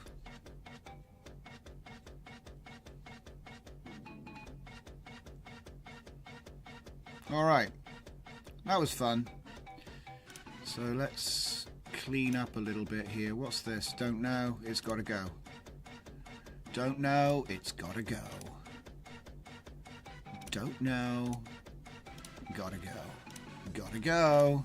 There we go. Right. And then we're going to go add files. And what have we got? Boom, boom, boom, boom, boom, boom. That's not it. That's not it.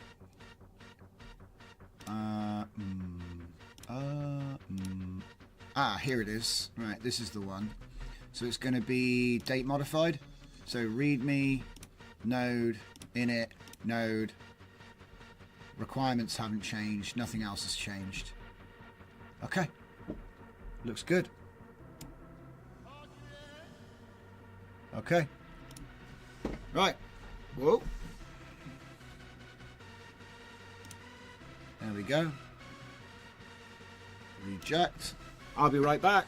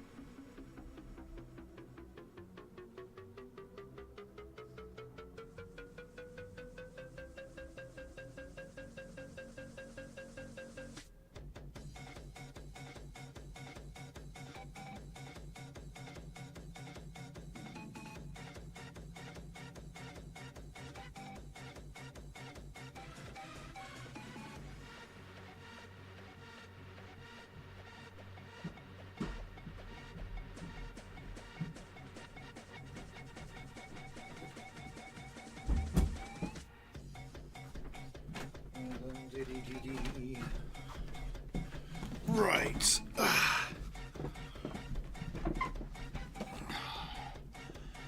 What's that? README update has been saved, but the attention completion was denied. He's like, I need completion! No, I'm not going to let you run start README. It's fine. It's been done. It's complete. I believe... Yeah, spherical yeah, cool. Alright, let's have a look at it on here. Usage, additional options. V3 introduces spherical interpolation. Have fun. Alright. So that's another one done. So far tonight we've managed to check 2 things off the list. And now we're going to see if we can sort out the final one, right? So let's have a look at the requirements here. See this? TTS? That's really interesting. So let's just go back here. So yeah, as you might have guessed, we're moving on to the next thing now. So, closing this. Close folder. We're done with that one for now. And now we're going to open another folder. Looks like we've never opened this folder before. This is all like stuff that we've been working a little bit. We've been working a little bit on this every day. Okay. Yeah, that was a good point. I nearly forgot. With the last repo we were working on, Cockroach TTS for the nodes, there's more workflows now. So let's just add those workflows. 2 and 3. There we go. I mean, it's just literally the same thing, just with the new nodes, you know what I mean? But hey, at least it's done. Okay, so this is the next thing we're going to be looking at, which is called Voice Cloner. And it's on my radar, basically. Let's open this one up. So we've got a slightly better version of that now. Right there. Now, I couldn't resolve TTS. So I'm hoping I have a better luck this time. So...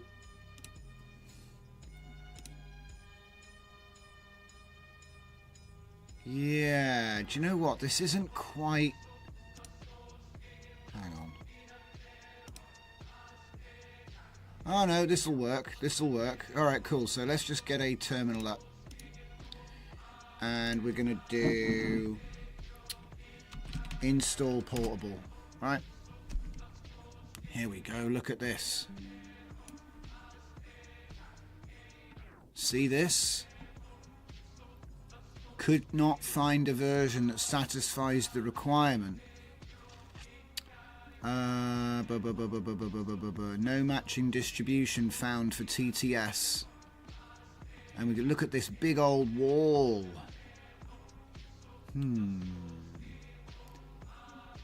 Requirement already satisfied. Ignored the versions that require a different Python. Greater than 3.6. But, and less than 3.9. So, what is it for old Python?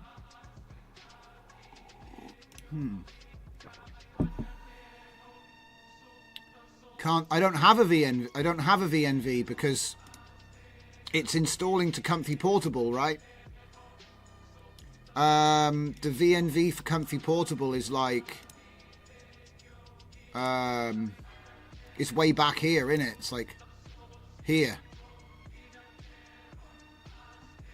So, because that's the thing, it's Comfy Portable. This is a custom node. This is a custom node. There's only one at the moment, and it doesn't work.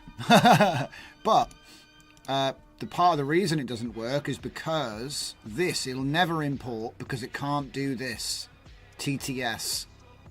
So I'm, like I said, looking at this to see why that is. Because look, this is new. It's not like it's a really old project. So Python, and look, Python 3.10. So it's gaslighting me right now.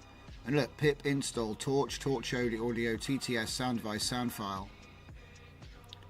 Hang on. Download the speaker reference file. Place your speaker. Oh no, that's just putting the. That's not it. But the reason I like this one is because, again, it just uses a simple call. Okay? So you can integrate it into anything. Oh, well, that's what they say. And it's under MIT as well. The good dude made a cool app as well. Very cool. I've been forced to change Python Portable to 3.12 because of requirements. Well, I think that if you have a new Portable... for Comfy, this is. I think that it is 3.12.7 or 3.12.9 now. I'm not sure exactly off the top of my head, but right. So what we're trying to do. Okay, hang on a minute. So the problem we've got is it can't do. It can't do this. This is so weird. Like, what?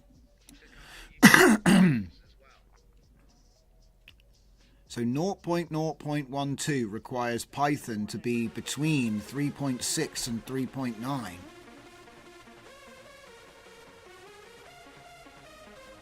Or 0.11. What are you talking about? What are you talking about? It doesn't even tell me what are we talking about here? It's just giving me an endless schema of, greater than 3.9, but smaller than 3.12. and then loads of different versions. 0.15.5 requires this one. Over 3.9 but under 3.12. So we want the one that goes over 3.12, surely. Under 3.11, under 3.11. So what he's saying is there isn't one. That's kind of funny.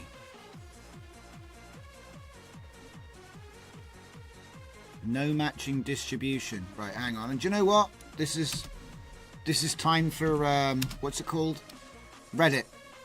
It's time for Reddit or Stack Overflow.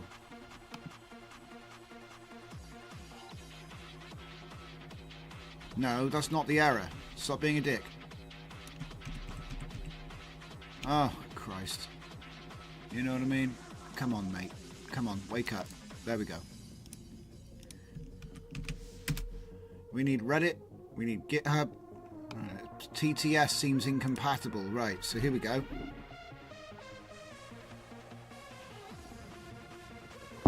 To avoid conflicts, steps to install Python 3.9 and what? It's like, oh, if you want to use this, use an old version of Python in your environment. It was so simple. Well, that's crap. That's actual crap.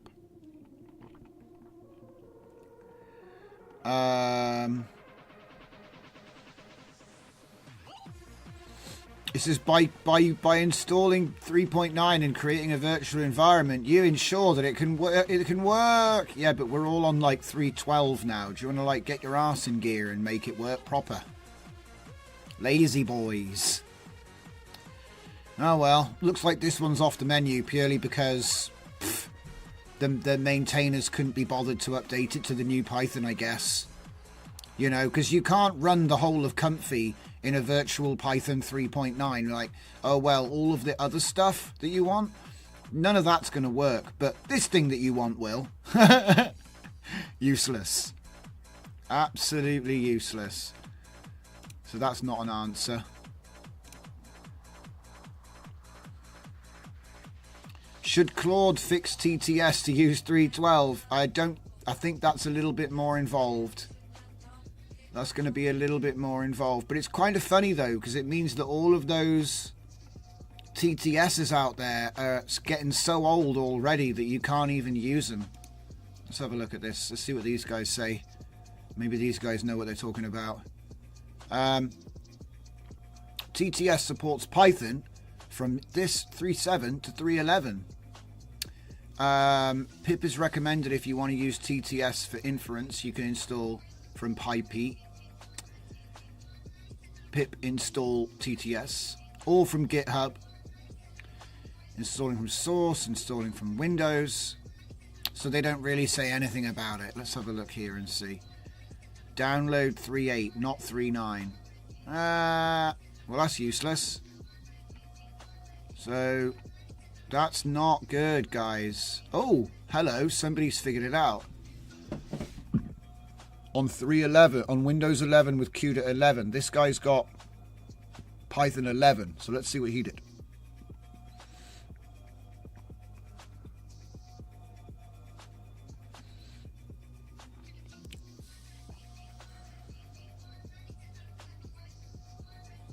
Run the following command. Torch stable, create main py with this code, run the script. What?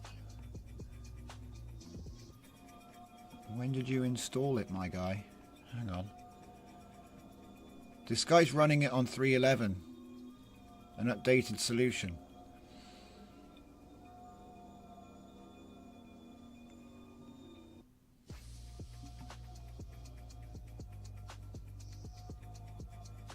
Scripts pip install e dot, and it's just torch vision, torch audio. I don't see where it talks about. Is it because he did it manually? Is it because he did it manually?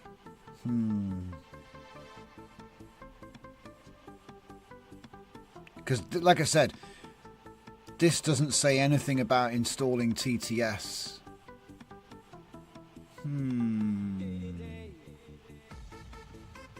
So this one's turning into a bit of a head scratcher.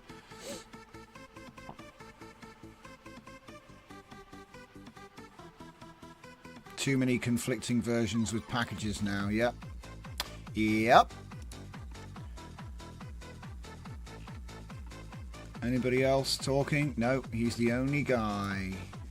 So we got close to something, but still no problem. Yeah.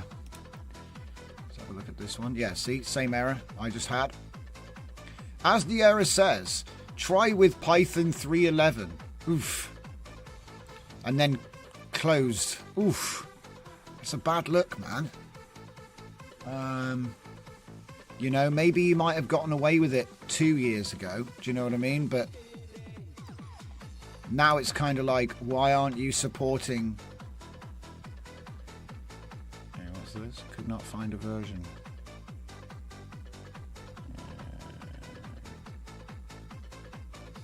Because it basically means you can't install it. This is what it basically means.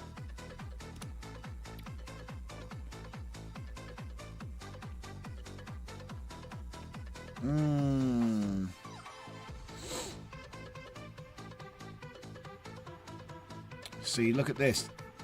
To June 2024, which is a year later, people are still installing stuff with 3.7. Maybe he was also trying to install something that was ancient and not updated. This can happen if your Python is too new.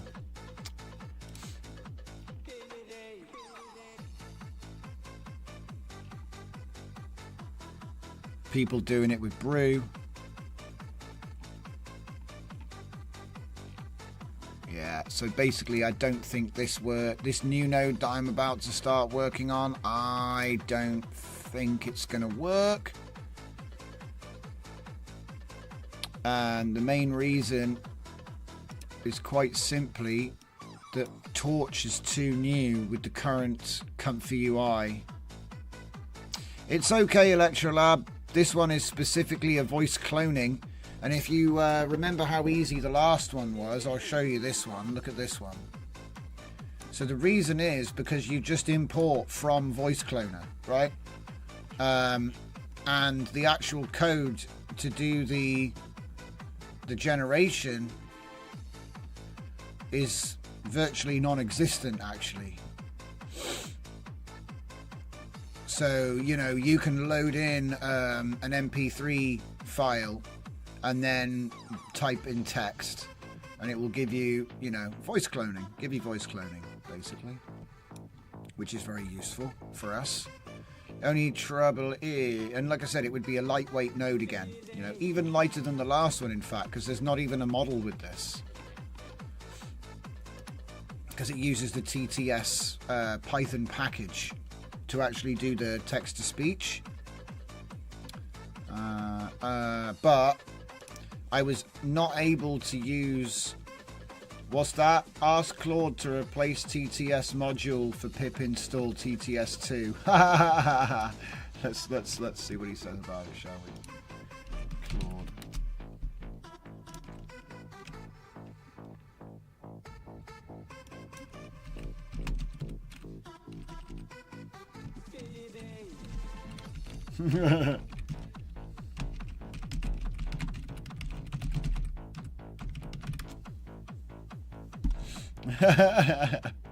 Huh? What? Maybe.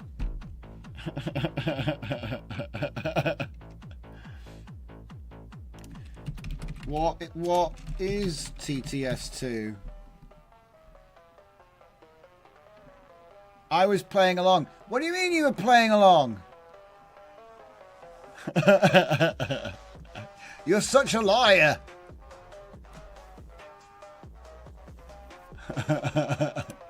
He's such a liar. He was like, oh, maybe you want to use TTS2. I'm like, what's TTS2? I was just playing along. Anyway. So we got our first 2 nodes of the night done, which is the main thing. Now what I'm doing is I'm just trying to see if I can get this one to play ball. But as look, hang on a minute. It's got a Python 3.10 environment here.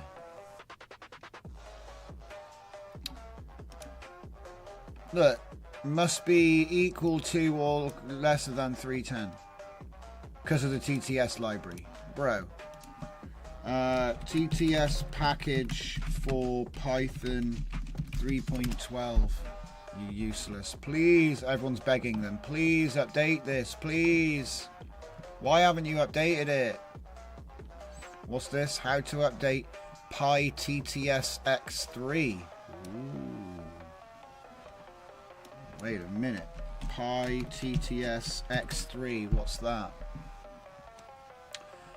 It works offline and is compatible with Python 2 and 3. Okay, now we're getting somewhere. Offline speech-to-text synthesis. Okay. Alright. So what's this? TTS. It's got to be bigger than this, but littler than this. Happens every time. Yep, useless. Yep, useless. Hi guys, I added support to be able to use TTS on Python 3.12. Use this command. Python install this. And then he goes, wait a minute, what? Python 12 is now available, supported in our fork, available via... Hey, that's the same guy. I love how, like, information is, like, on a delay. Like, it's like a sauce trying to run through cheesecake. 3.12, so that was April 23rd, 2024. So we're almost a year closer to being up to date now. So I think what that means is we just replace, this is my understanding, okay, that we replace TTS with cocky TTS like that. And in matter of fact, I'm actually gonna take all these, I'm going to take all these version numbers out because I don't know if they're right. They're probably wrong. A lot of the time, nobody updates their repo. So let's try that and see how that works. Whoa. It's not a wall of red, which is nice.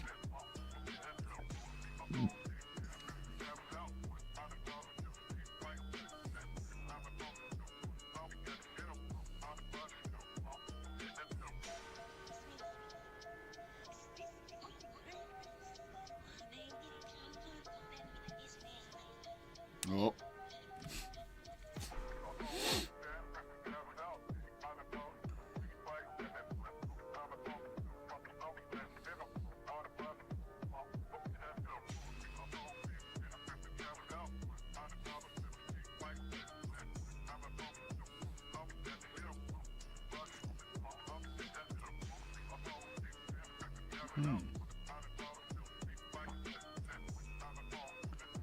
Okay. That's a lot of stuff. But it didn't blow up because of TTS, which is great.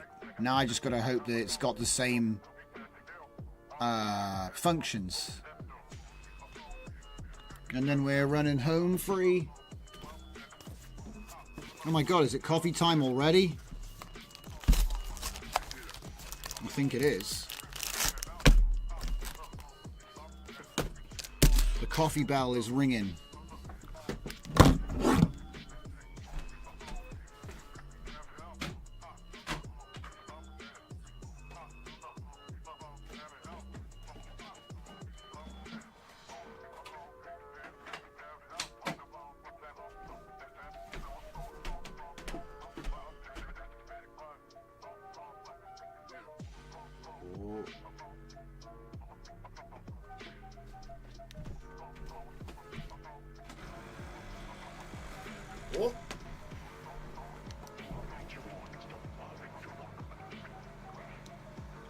Building.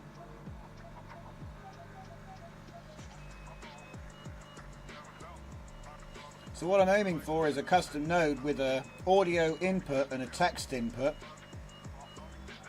And it should do voice cloning and give an audio out. How good it is? Whether it even works? No idea. No idea. But hopefully now we've gotten past the installation, we should be able to restart Comfy and see if even the nodes are importing now.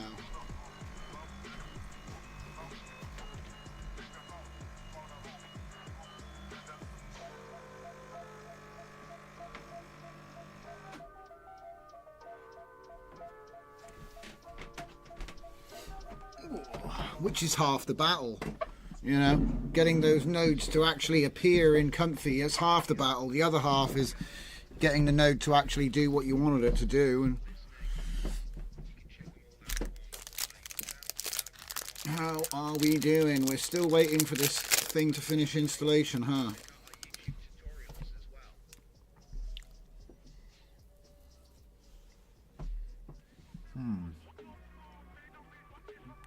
There's Bliss. There's tokenizers. Oh, that's okay.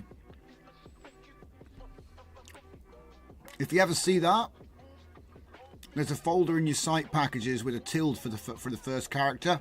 And again, I know it says you can safely remove it, but you know, it's basically corrupt, and it will just slow everything down if you don't. So.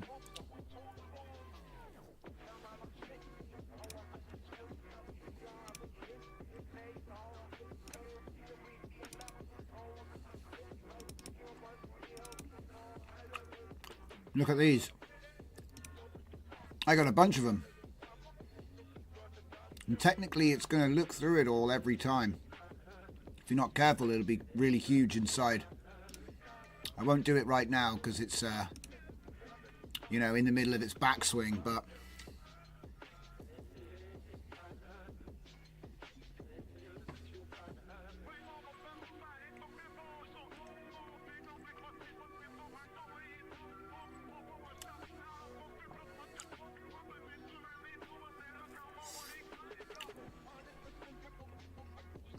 What on earth are you doing to my Transformers?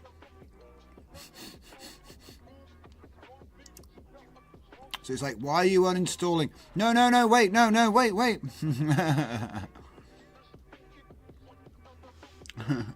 Wait, I need that. Anyway. Now, what else is there that I haven't done?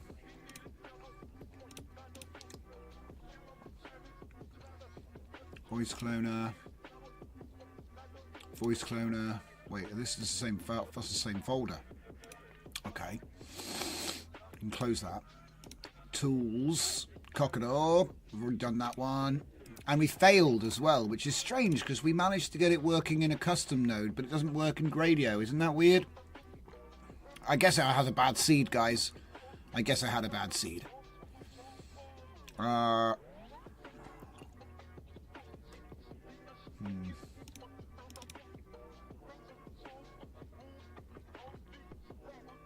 Voice cloner, Cockero nodes, and the two Gradios.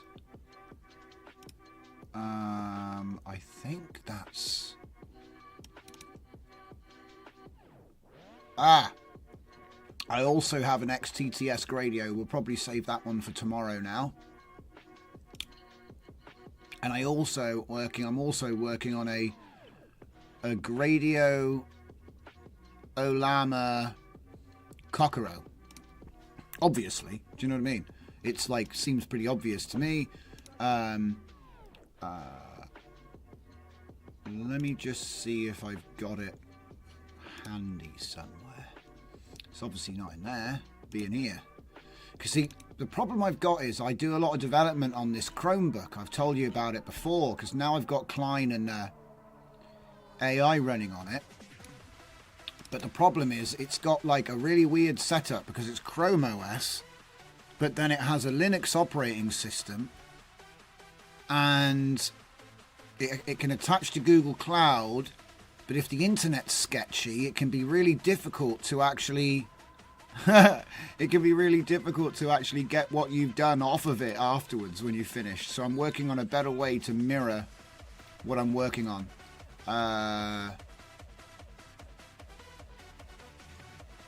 Joiner Gradio, that actually does work as well. XTTS Gradio, that's one I haven't done yet. Cockro, that's all of them. And then the web.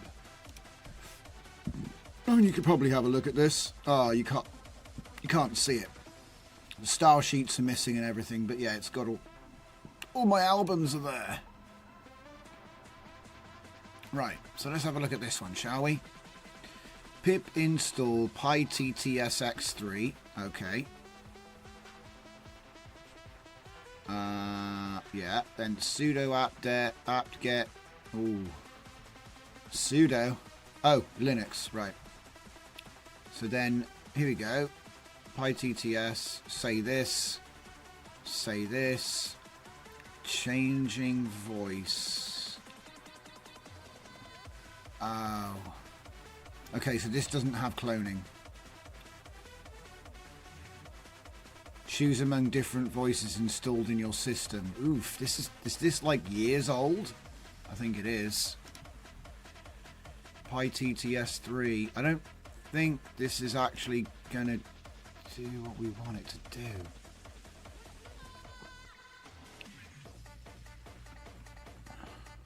No, I don't think this is gonna do what we want it to do. I mean, look, maybe I'm wrong. Let's find out. Let's get rid of that black website as well. Like, what the hell? I mean, white. It's like whiteout. You know what I mean? Right, so it's still complaining there's no such thing as voice cloner, guys. It's like, there's no such thing called voice cloner. So where the hell do we get voice cloner from? Yeah. I've got a Python script, right? But it's just strange. There's nothing, it's not, I guess maybe it was part of the TTS library. I don't know. It could be. TTS for text to speech.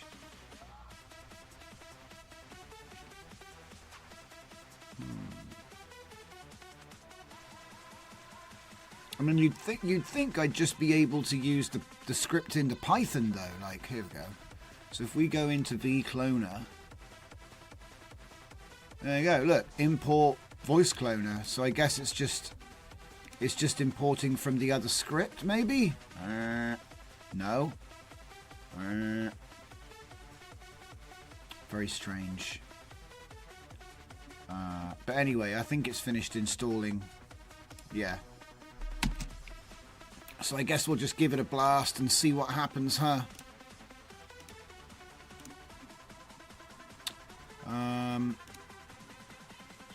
But yeah, it's kind of confusing because normally there'd be like something which we've installed somewhere, but it doesn't look like it, so it doesn't know what the hell voice cloner is.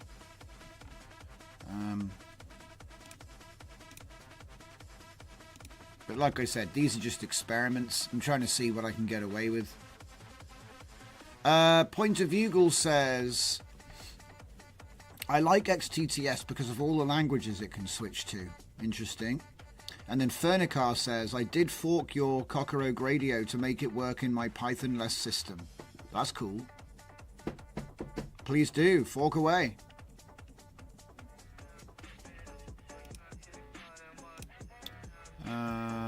Right, new thing. Let's see if it can even open, right? So voice. Nope, nothing. We ain't got it. We ain't got it. Okay, that's fine. Like I said, I know when to admit defeat. It's usually about 45 minutes. 45 minutes to an hour. That's usually where the you admit this. All right, fine, maybe. Because the thing is, right? If when done right, you're talking 5 minutes to one-shot the thing you're trying to make. And it's happened many, many, many times. And as we keep going into the future of AI technology, that one-shot percentage hit rate is going to go up, not down. So that means that you've got to get away from the debug hell. You've got to get away from debug hell. Debug hell is where I've got an error, fix the error. Oh, it's fixed the error. Oh, I've got another error, fix that error. And then you can chase your own tail. Because what you probably should be thinking about doing instead is change your prompt and generate a better code from the beginning. Also, maybe it was a bad seed. You know what I mean? And so you put those things together, and now we're entering a world where, we're going for the one shot, because a lot of the time it'll just work first time. If you can still add stuff to it later, but I'm not saying don't do that. Don't try to make a prompt where it's like every feature in I need to make Microsoft Word and then list out 100 steps of every feature it has. Don't do that. But at the same time, when you're building your apps, or whatever it is you're building, don't forget that it could be a bad seed. It could be you can improve your prompt a bit. It could be that you could go out and get an example and then use that to align the answer even better. Okay? So it's kind of like controlled. They talk about RAG, which is like retrieval augmented generation. But what about steerable augmented generation, where you're literally picking, hey, look, this script works. I know it does because I just tested it. I want you to make just like this, but like this. And it can actually do that. You can increase your success rate by giving him more clues as how to do it right, basically. So that's pretty much the long and short of it. So I think what I'm going to do then is I'm going to eject this for now, and we're going to do one last fun thing. So here we go. This should be good. So we're going to start off with a Kokoro TTS. We're going to start off with one of these. So I'm going to get rid of that, get rid of that. We're going to use the spherical one. We'll get rid of this. Okay. So here we have our starting point. All right. A Kokoro TTS, and then we're going to get a load video upload, right? So I'll put the load video there, and I'm going to put the load video straight into a latent sync if I can find it.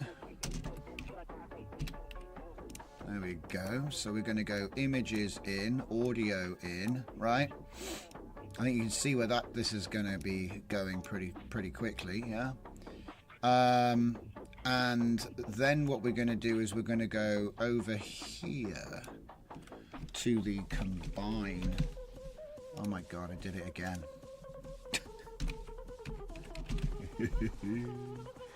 Video combine. Here we are. We're going to put the audio into him as well. All right. And then what else do I want to do? Because this could be quite fun. Get rid of this. Get rid of this. Okay. So hello world. I wonder if there's a way to make him pause. There's something which no one's ever bloody thought about. Okay, so let's try Sky and Heart. Wait, Nicole. Sky and Nicole. We'll put it at 0.4. Okay, no, wait, 0.5. And then, of course, we're going to need a video, right? So let's go and find one from my archives.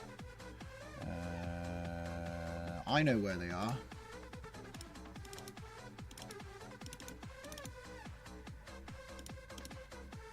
So we're going to go into Hoda.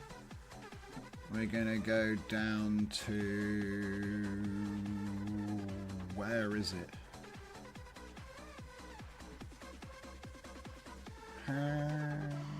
Trying to find it. It looks like all drifting. Oh! It's because it's not Hoda. It's LTX. Zoda. Right. And now... Effect distributor plans. Long play. There we go. Long play. 2 stage. Okay, here we go. So, how about we get this guy? I've never seen that video.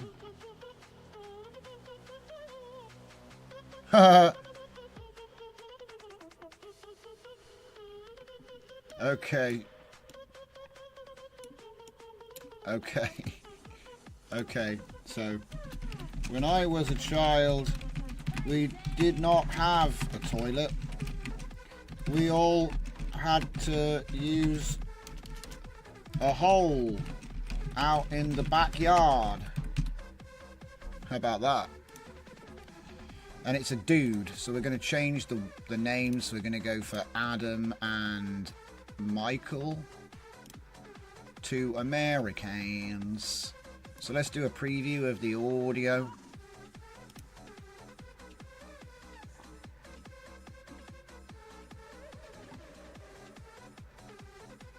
When I was a child, we did not have a toilet. We all had to use a hole out in the backyard.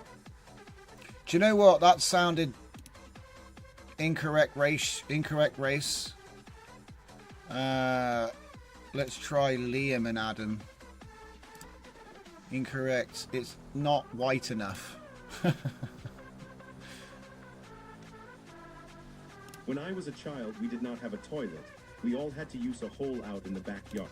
Still correct. Incorrect. I think it's Adam that's doing it. Do you know what I'm going to do? I'm going to put... No, wait. Can't do that. Daniel. And then we'll go more towards Liam. Let's do it one more time. Okay, look at this.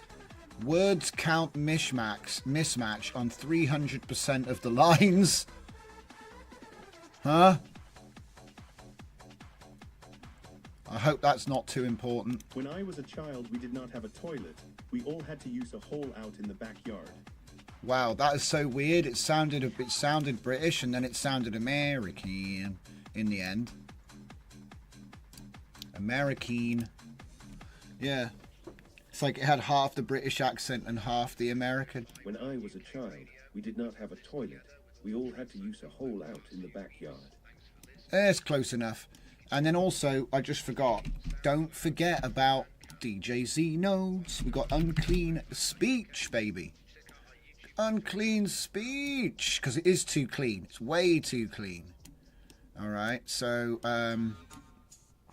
let's get a preview on this. And we've got it on cassette right now. So we might make this a little bit harsher. But yeah. So that one. Oh no! Digital frequencies. So it looks like whatever this audio format is and whatever this audio format expects, it can't do it. Ah, that's super annoying, that is. Oh well, looks like I need to fix my unclean speech or fix this. I don't know. It's like I said, this will be an audio compatibility problem. Let me just look at that bug one more time. Hang on, it's this one. Yeah, hang on. Doing digital filter critical frequencies must be 0.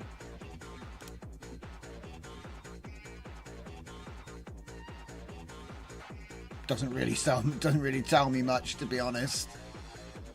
I'm sure if I read it properly it would, but I think it's something to do with formatting.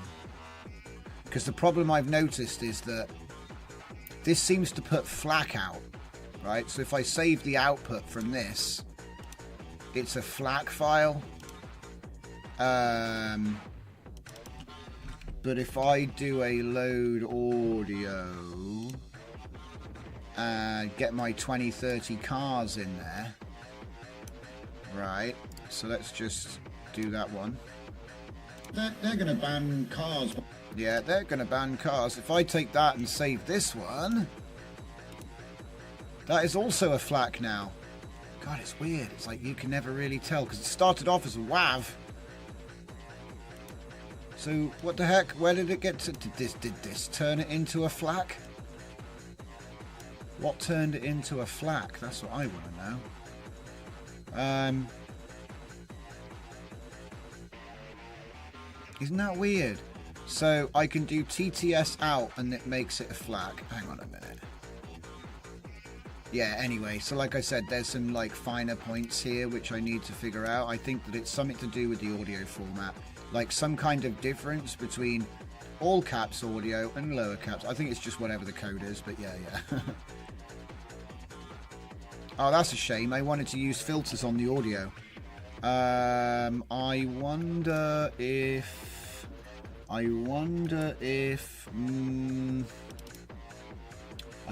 Ryan on the inside actually created an, like a audio filter. Yeah, he did. Yeah, he did. So what are the filters? What filters do you have? Filter preset, isolate kick drum, remove rumble, remove hiss, brighten mix. None of them are what I'm looking for, but let's just see if it's possible. Let's see if it gives the same error, you know what I mean? So I'll get rid of my node for now, get rid of that.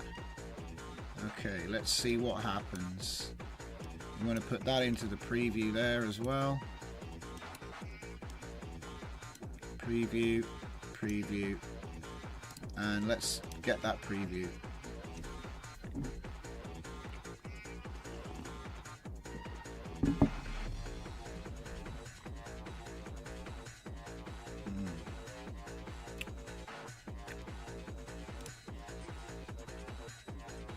What? I can barely hear it.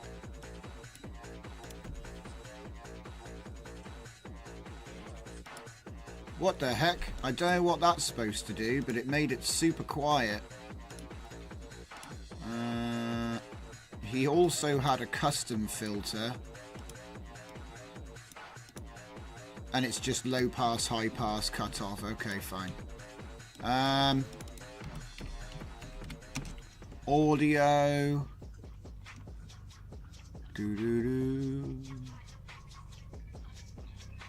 Normalization. It's funny, it seems like we're the only people that are making like noise. Do you know what I mean? Like, you know, oh look, it's sonification with the audio scratch.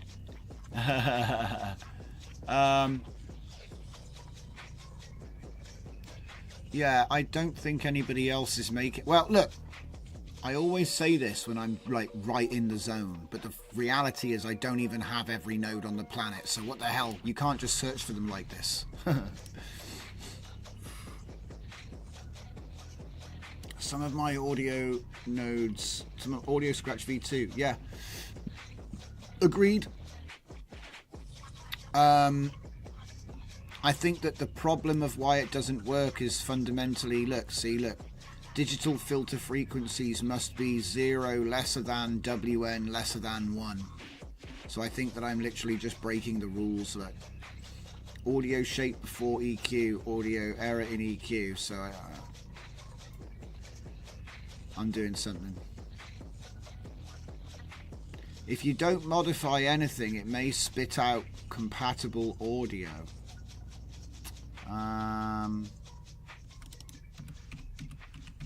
Audio scratch V2. Let's try it. Anything that makes it not sound clean. Wait, but hang on a minute. You've got an audio driver and an audio in. What? What? What's this for? What's this for?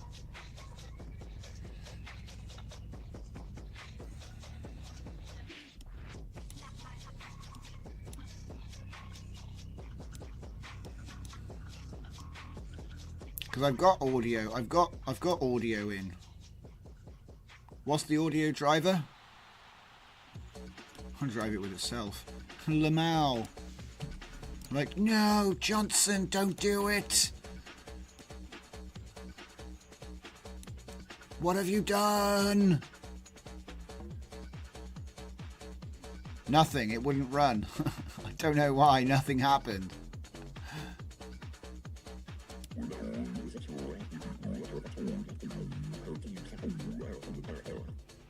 It worked. It worked.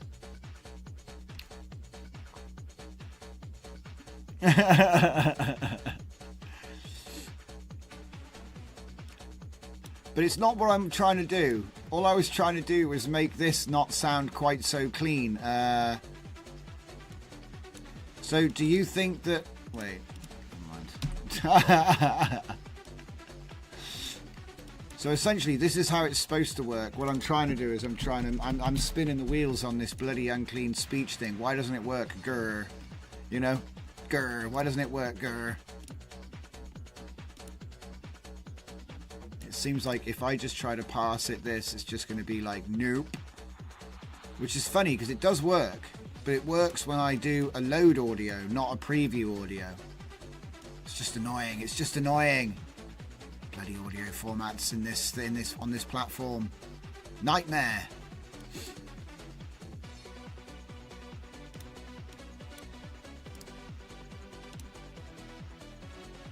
See?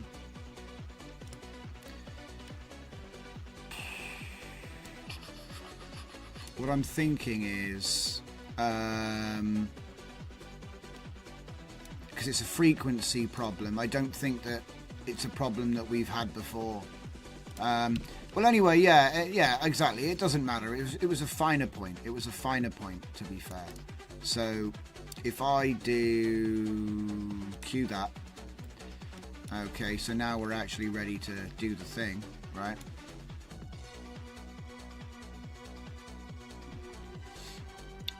We're going to want H.264 for this one.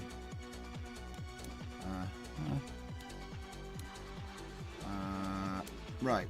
So yeah, I don't know why I've got two of those now. I guess because I'm cool. Right. Ha! Just reminded me of a comment. Oh my god. Right. Is this on random? Yeah, it is. Who cares? Right, let's go.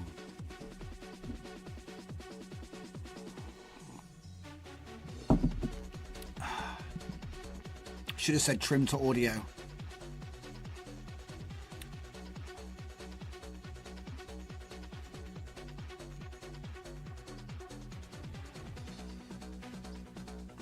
Isn't it funny that some of the big services are actually trying to add stuff that we're working on? Like, they figured it out that it's running on H100s. You know what I mean? You can't run it on a small system. Won't take long. We'll catch them up. But yeah, I've noticed that there's a lot of, you know, talk to your model, talk to your PDF, and it'll talk back.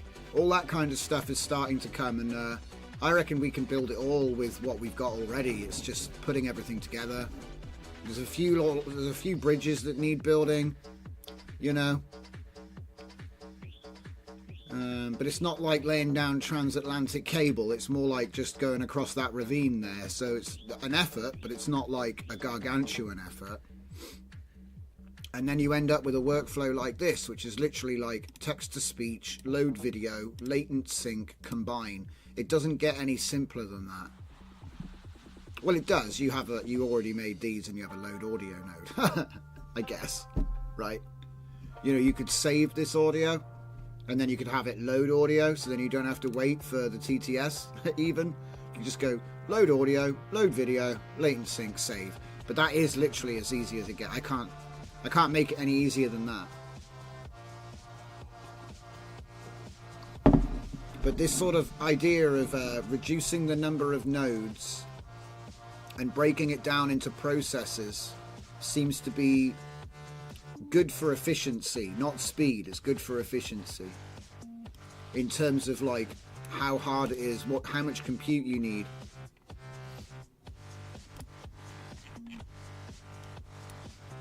Man, look at this. Looks like he's having a bit of trouble there. Did I bite off more than I could chew? It's always possible. There were 249 frames at 720p in this video, by the way. I definitely should have said trim to audio. So then it would stop the video at the point of 5 seconds of audio. I think what it might try and do, yeah, do you know what? Oh no, wait, no, it won't. It's gonna calculate it however you look at it. So yeah, let's just give it time, I guess.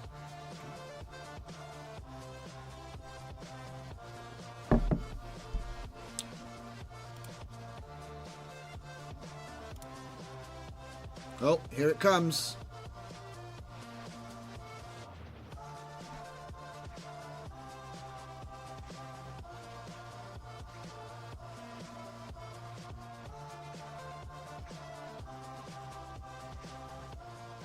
I think it might have been just the first time it loaded Latent Sync. Because it's done now, I think. Oh, wait, no. No. Audio in 50 FPS. A little worried about that. A little bit worried about that. It had to think of something, yeah. Right, let's just ditch this. It is nice to be able to just dive in, experiment with stuff, and then just dump it when it doesn't work, so. Just dump it. Get rid of that. What's this? Keep that open. Oh! Whoa!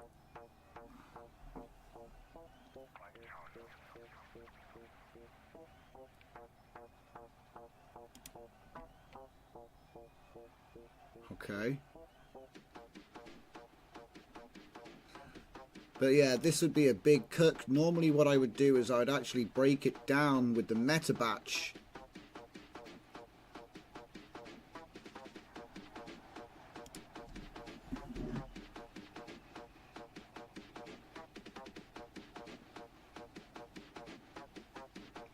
Look at that. That last image is really difficult to draw, clearly.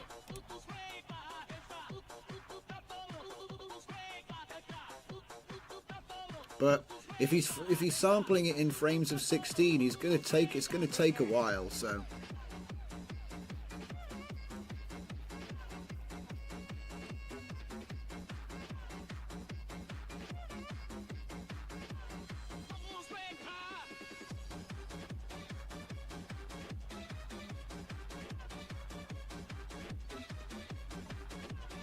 When I was a child, we did not have a toilet. We all... When I was a child, we did not have a toilet. Ah, crap, I forgot to change the frame rate to 25. No! Crap, I gotta stop it. It's gonna come out looking janky anyway. And now it's gonna speed up, look, of course, because I hit stop. What the hell?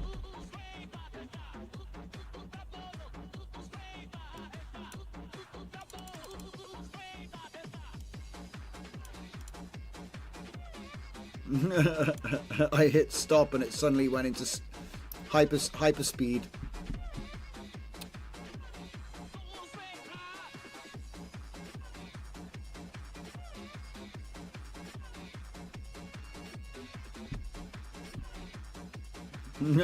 And then it just stopped because I didn't, you know. How anticlimactic. Let's try it again.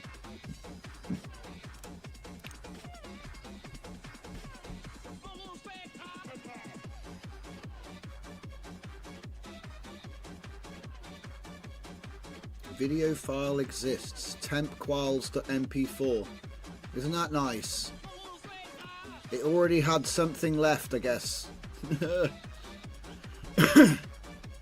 MPEG, FFmpeg, Nostin, temp quals,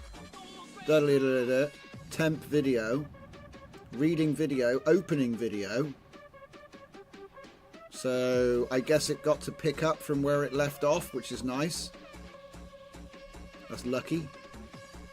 Ah, see, this is what it was supposed to do the first time. I think it was just running a little bit janky the first time we used it. It seems like the second run took no time, actually.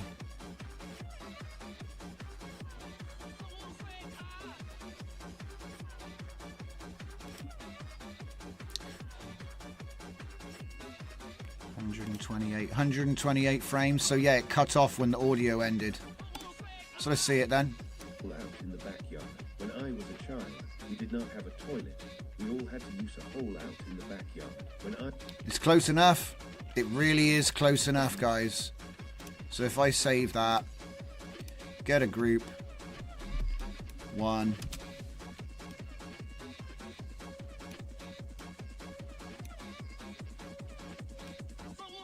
Like that. And then fast group, bypasser. And then we'll do a load. A load video. Not path. Load video upload. Load video upload. And we will do not this lovely thing. We'll go with this. Okay. And let's put him through VGA this time. We'll go through VGA and V8. Where is it? VHS V3, right? And then what was the name of your audio glitch? Audio glitch? No.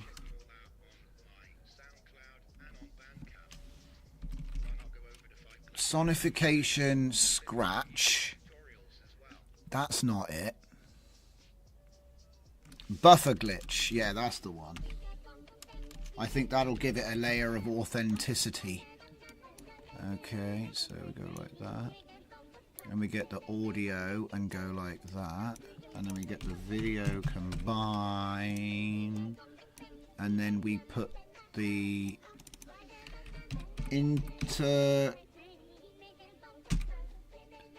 No. Right. Upscale interlaced upscaler V2 uses a model.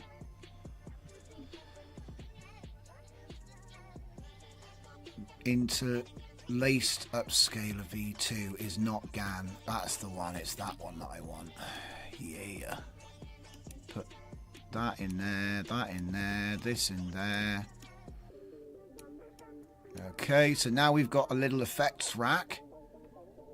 Let's see what we can apply to it. So at the moment, our resolution and vertical res, that's not correct.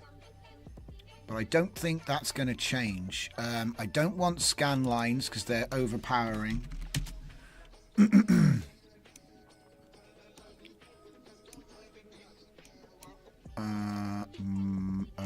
25 here, 25 here, and then we want it to be video.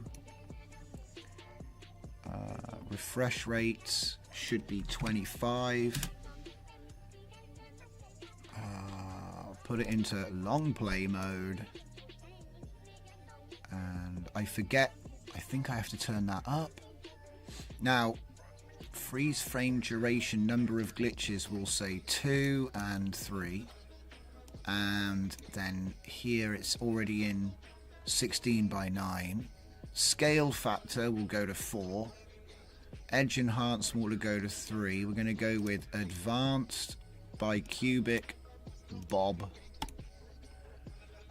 Okay, I'm ready. Let's turn that off and go. Ah, crap. 25 is okay. I have to have 30 as a minimum. All right. Kind of annoying. I guess normally the refresh rate would have been 50 or 60 actually. Stop. Let's go with 50. And start again. I think he's like, I've started, so I'll finish. Some of them don't. Some of them refuse to stop. It's kind of funny. It's like, no. Can't you see I'm busy? Okay. There we go. We stopped and we started again. So here we go.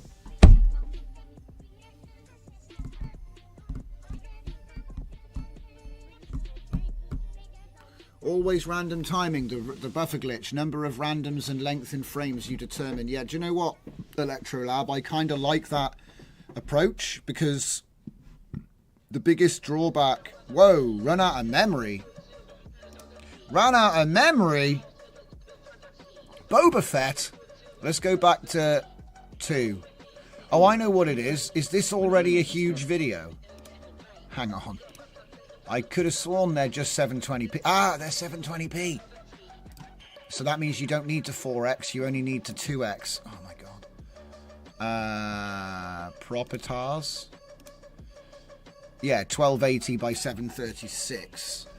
So realistically, you don't even need to do 2.5. You only need to do 1.5 times to get to 1080, I think. So let's just change. Let's dial this back a bit. 1.5. So that'll double it to 1920 by 1080. And it shouldn't explode my entire universe. Now, I've mentioned this before, but just in case you're new to the stream and you haven't seen the show before, there's something which is very useful, part of the VHS system. And what we can do is we can attach a meta batch to both the load and the combine, okay? And what that'll do is it'll break down however many frames there were here, in this case 128, and it'll break it down into 16 chunks, and it'll do it in pieces, which can prevent okay? But often you'll see that I have it hooked up but muted. The only thing you've got to be aware of is that the total number of frames in a video has to be divisible by whatever you're using as the segment count. So let's have a look at this then, shall we? I was a child. We did not have a toilet. We all had to use a hole out in the backyard. When Jesus Christ. When I was a child. See, this is why Unclean Audio would have really made that sing, because Unclean Audio would have made it sound like rough speech. It wouldn't be like so obviously clean. But there's nothing to stop you putting it through a filter. Out in the backyard. The child. We did not have a toilet. We all had to use a hole out in the backyard. When I was beautiful, beautiful. So you could probably have like subtitles at the bottom. See, what I would actually do to make this sound good, okay? This is funny. There's a trick to make this sound okay, yeah? English subtitles, which match what's being said, and you've got to do like some foreign voice, which is underneath this. So you'd be like, right? And so then it sounds like a crappy AI translation. Another way to get over the uncanny valley, guys, all right? Sometimes you've just got to be a little bit tricky about it, right? So it's like, we know it looks bad, we know it doesn't quite match, but I mean, it does match pretty good, considering I just got a random stock thing out and did latent sync. It's pretty good. It's pretty good. Okay, so that would be 1080p.